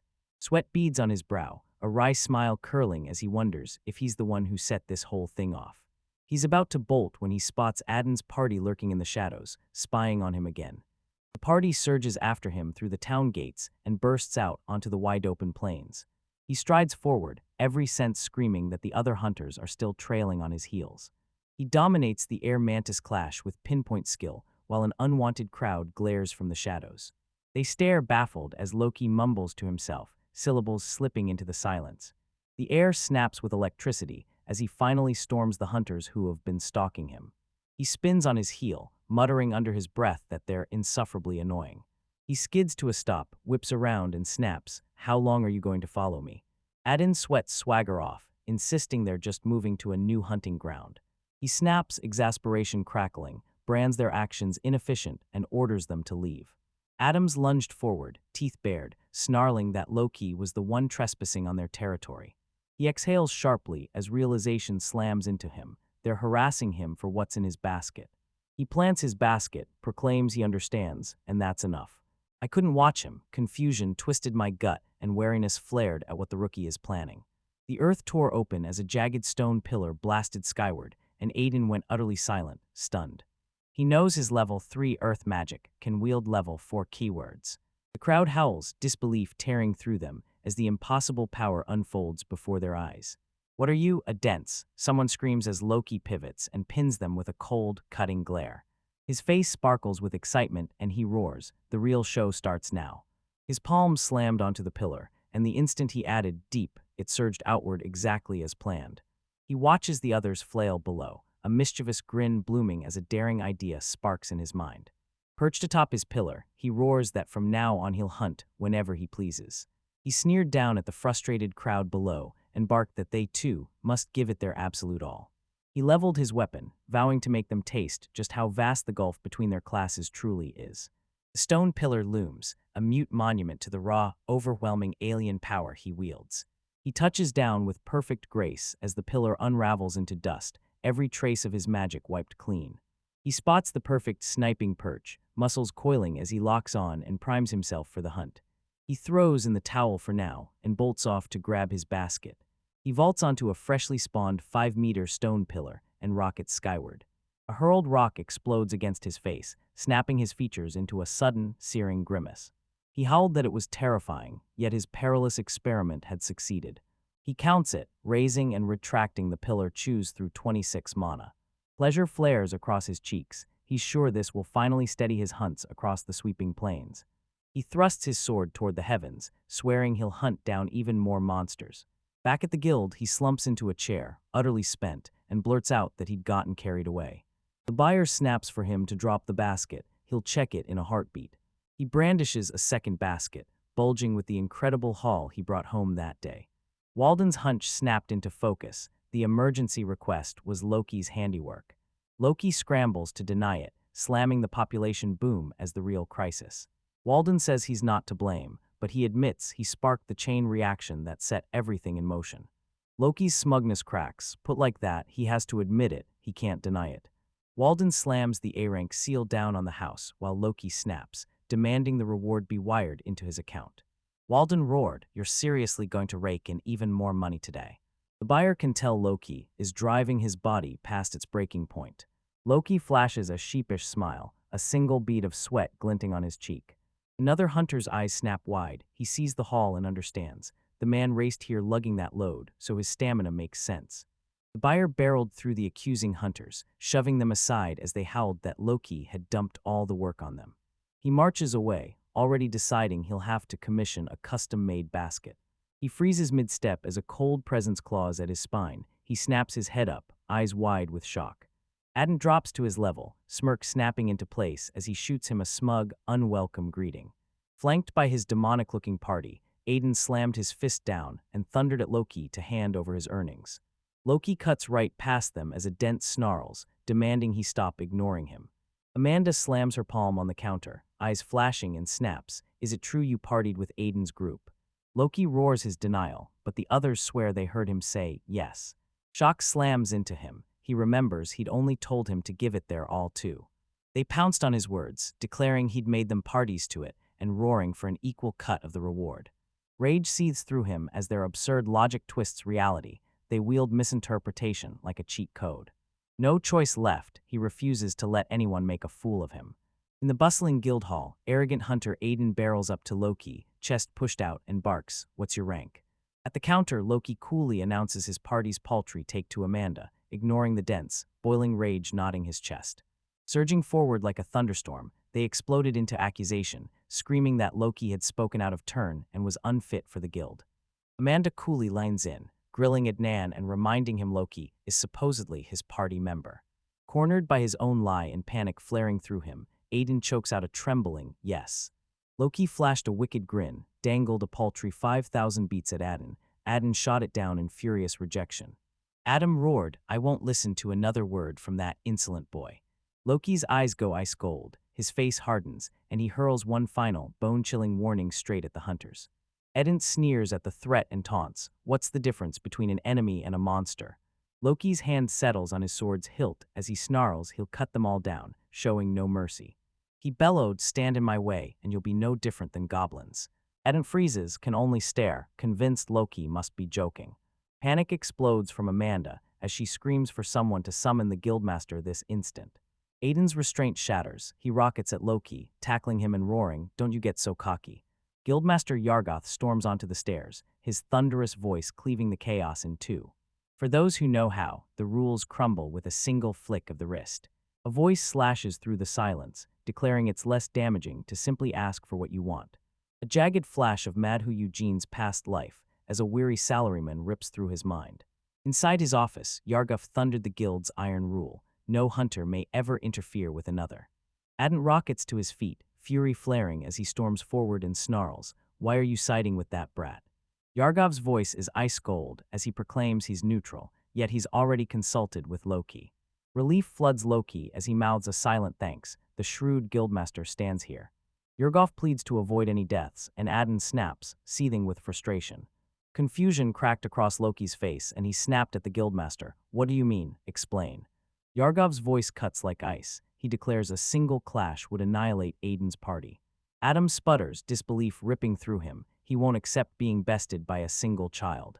Yargov fires back that their failure to manage risk is exactly why they're stuck at F rank. He jabs toward Loki's cavernous halls and snarls. Does that dent even realize it's dared to provoke Loki? Cold sweat erupts on Aiden's face as the terrifying truth slams into him. A tiny Chiba Loki scoffs, thinking Yargov's only stating the obvious, the guy's anything but normal.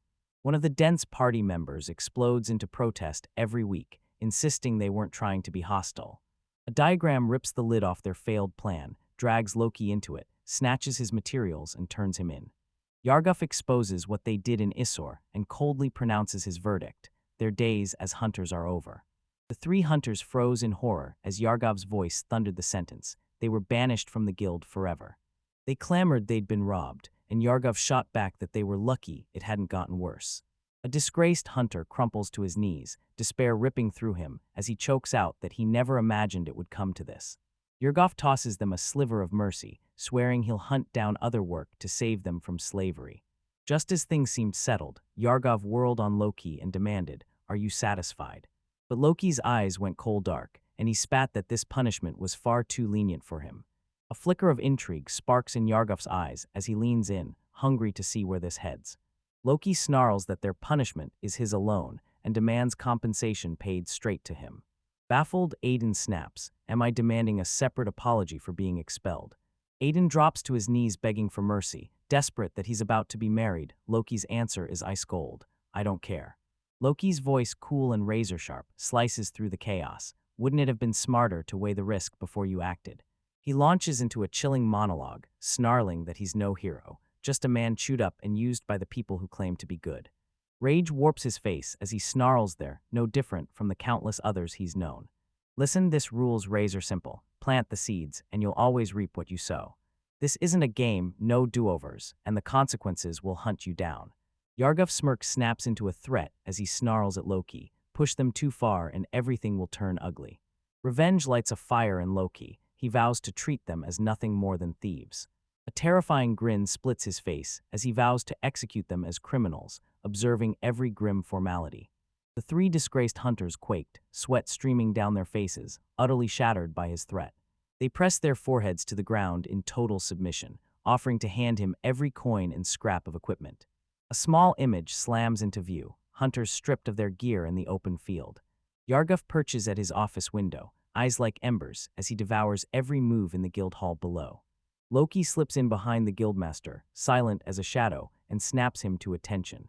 He slams a pouch of coins into Yarga's hand, thanks him for the help, and dubs it a nuisance fee. Yargov scoops up the payment, coins clattering into his palm as a pensive shadow settles across his face. He leveled a cold glare at Loki and demanded to know if this ruthless approach was his idea of common sense. Loki confesses he crossed the line, then rips open the truth to explain the deep, seething hatred he harbors for villains. A sardonic grin curled Yargov's lips as he snapped that he didn't have spare lives to waste on such tastelessness. As he storms off, Yargov flings the confiscated gear into Amanda's arms, barking for her to hold on to it. Loki thrusts the potions at Amanda, asking her to hand them to Jink and the other children. He confesses he's forever indebted to the three of them for their kindness. Amanda's smile blooms as she teases Loki for being downright strange, then she nods and grants his request. Yargov tilted his head, a cold grin forming. Maybe it was time to kick off Loki's E-rank examination. The guildmaster goes deadly quiet, freezing as his mind hones into a silent, razor-sharp calculation. He snarls at Loki, warning him to stay sharp. That same incident is likely to happen again. Loki agrees, grinning coldly, insisting he won't be crushed into submission, but he'll try to stay discreet. A soft, amused chuckle slips from Yargov at the boy's reply.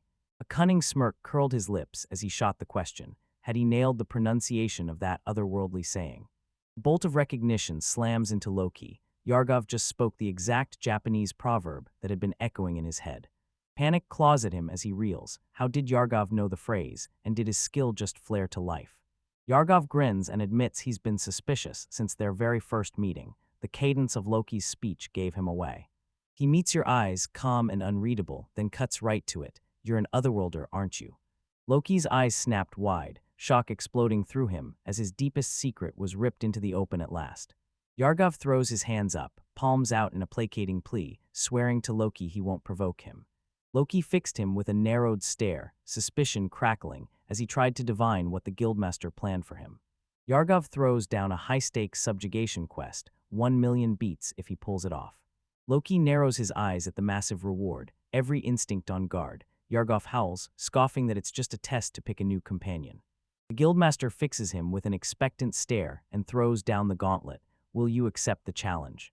Loki's eyes flash, he agrees, brimming with interest, and vows to take the next day off to prepare. Yargov implored, please be at the guild tomorrow when the bell rings. Loki planted himself before the guild as Yargov's words, I'm looking forward to our partnership, kept hammering through his mind. He cranes his neck to stare up at the looming guild hall, his face carved into a stone mask of grim determination. He admits to himself that he becomes a sitting duck the moment a manipulator like Yargov starts pulling strings. A faint sound snags his attention, a ghostly whisper racing on the wind.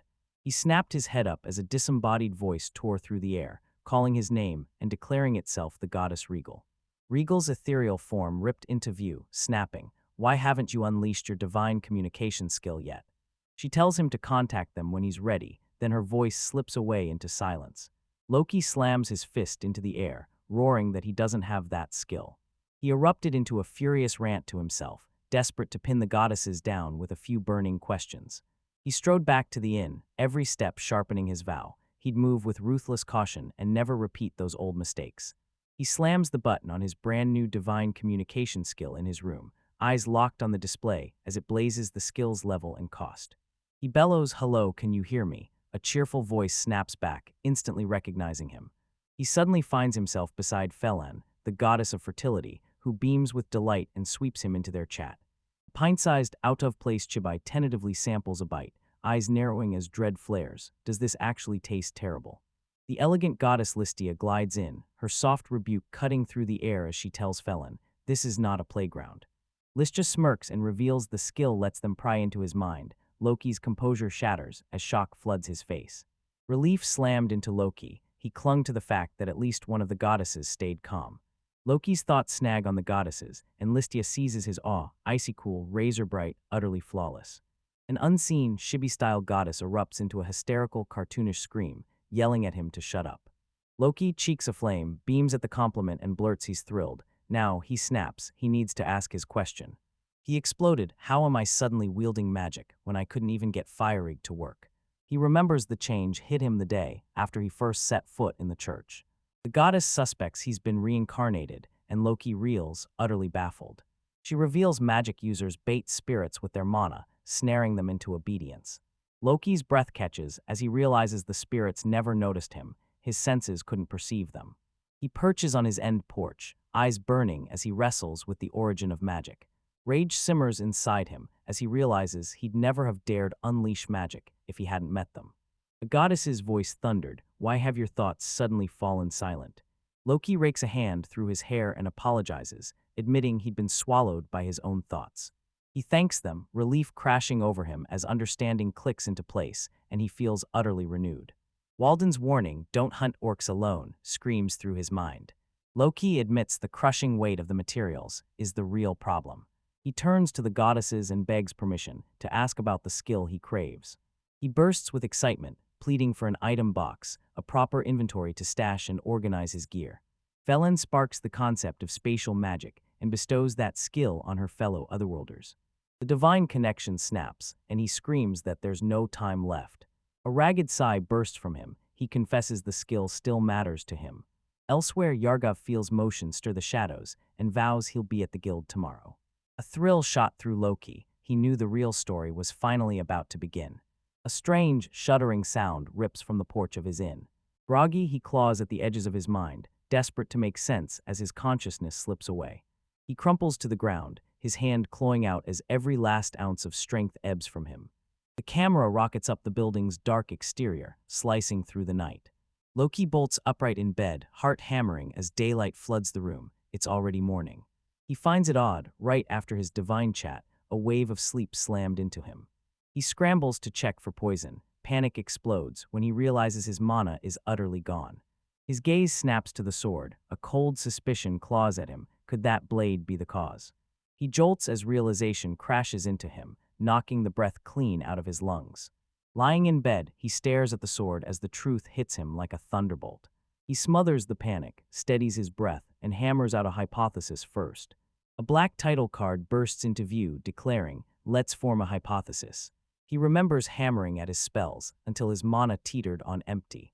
His mana ran dry, so the sword bled its own power to pay for the divine chat. He let the blade fall, and it still hungrily swallowed his mana. He pictures himself helpless as a furious tide of mice pours over him in his sleep. Horror rips through him. Depending on this world's rules, he could have already been dead. He flings the window wide, resolve sparking as he dives headfirst into a hectic day. The close-up lunges in, tracing the end's ornate woodwork as every carved grain and groove snaps into sharp, hungry detail. He bolts for Yarger first, dead set on reclaiming the items seized from a dent. At the guild, he freezes as one of Adin's men loudly badmouths him. Recognition slams into Loki. He freezes, then spits the man's name under his breath. Hunters traded sharp whispers, wondering if he'd made off with every last piece of their gear. Loki releases a dry, knowing sigh. Everything is playing out exactly as he'd foreseen. He remembers how, even in games, anyone who dared to shine was mercilessly singled out and harassed. The toxic atmosphere suffocated him, and the rest of the squad was fed up too. He despises letting others' malice derail him. It's a pointless surrender, so he smashes straight through it. As long as the system works, he blows off every critic. Other people's words mean nothing to him. He refuses to waste a single second wrangling the faceless masses. He tells himself being alone is easier, then a voice shatters the silence, calling out to him. He snaps his head toward the guild entrance as his name booms from the doorway. Mesa, Jink, and Potter barreled toward him, laughter bursting as they called his name. Loki staggers back, stunned by their sudden appearance, a sharp "huh" ripping from his throat. He snapped, "What are you doing here?" and Jink revealed they'd run into Amanda. Jink said he was glad he'd managed to thank Loki before storming off to hunt. He then lunges forward, voice breaking, to thank Loki for the potions he'd just given them. Potter thrusts the potions forward, eyes pleading, asking, "Can we really take these?" Loki gives a single, decisive nod, and the children beam, gratefully accepting his gesture of friendship. Task complete, Loki storms into the church to parley with the goddesses. He beams at the nun and proclaims he's come to offer a prayer. Guilt burning in his chest, he thrusts a gift basket into Sister Marissa's hands, begging forgiveness for the questions he'd asked earlier. He crashes to his knees and bellows, "Goddesses, are you here? I've come to see you." Two soft voices echo, vowing they'll always stand by his side. A blinding force yanks him into the divine realm, and a goddess tells him, "It's okay now." Three goddesses greeted him. Felon burst in with contagious cheer, Firel approached like a soothing breeze, and Listia glided forward in flawless, elegant poise. Loki freezes, dazzled. Their beauty hits them like a blinding spotlight, so flawless it barely feels real. Listia admits he's been here before, but they understand why the place still knocks him flat. In his head, he crowned Felon the walking, breathing embodiment of overwhelming cuteness. He stares at Farrell and sees kindness made monstrous, an all-consuming compassion so intense it's almost demonic. Oz seizes him. Listio is the living embodiment of enigmatic, regal beauty. He clamps a hand over his face, sure his eyes can't take it. In a tight close-up, he slams a hand over his eyes to block their blinding, godlike radiance. Felon fires off the question, does he want to leave? Listio shuts it down flat, it's not allowed. Felon smirks and yanks his soul toward the ornate table, beckoning him over. Shock cracks through Loki as he stares at the empty space. Was there a desk here just a moment ago? Her frantic gestures to shove him into a seat fizzle out as a steaming cup of tea pops into existence. The frame slams into a tight close-up of Loki's eye, blown wide with raw astonishment. He gapes at the strange space, relief exploding through him that Alicia survived her clash with the others. He remembers Wriggle and Lee bristling with suspicion, then lowering their guard and hanging on every word of his story. Felon scoffs and snaps at him to relax. He doesn't have a single skill that could threaten the world. Loki's words disintegrated into stammers, his composure collapsing under her playful, impossibly close presence. He asks if he's nothing but a soul now, and his failure slams the answer shut. Felon snaps her divine eye open and blasts it at him. It sputters and dies. She snaps that they can only touch his soul, his body stays beyond their reach. Chibai Loki's blood runs cold as he realizes the truth. Inside the church, he's utterly defenseless. Farrell reassures him, declaring she bends space-time with her magic to slow time itself. He fires, "That's a skill," and Farrell snaps back, "Yes, it is." He flushes, pulse thudding, daring to imagine if he could ever wield those godlike cheat skills. Farrell snaps that not everything's possible, but the potential is undeniably there. The lens zooms in on Farrell's smile, soft, knowing, a quiet smolder of seduction. She leans in, eyes alight, and declares they're dying to hear his story. She confesses they feel the same. He meets that confession with his own. Farrell leans in, coaxing him to fire off any question that sparks his curiosity. Loki melts into a puddle of nerves, sweat beading and cheeks aflame as her searing, unblinking gaze pins him in place. He explodes into his life story, rattling off every twist and scar to the goddesses at their tea party. Felon and Farrell hang on his every word, utterly riveted. Lystra leaned in, hanging on his every word, a thoughtful expression carving her face as he plunged deeper into his tale. Loki's hand sliced through the air, utterly absorbed as he poured his story straight into the god's ears. The goddesses proclaim this world's civilization has frozen in place, its progress screeching to a halt. Society clings to magic's seductive shortcuts and rigid preset skill trees, choking out real skill. Felsa, the supreme god, reveled in this world and its extraordinary, long-lived races.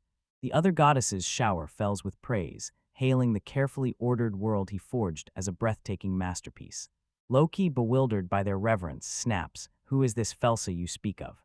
Doubt claws at him. Can he really trust these gods who toy with fate and wield devastating power? Loki's memory snaps back to that brutal first meeting with the gods, when Leo coldly vowed to cast the world aside. Felon scoffs, waves Lee's biting words away like they're nothing, and Loki stands there a bright-red, utterly flustered wreck. Fear seizes him. He's sure he's already spilled too much, laying his bitter cynicism bare to them. A lightning thought sears through him. Blindly trusting gods is madness. Felsa is the real threat.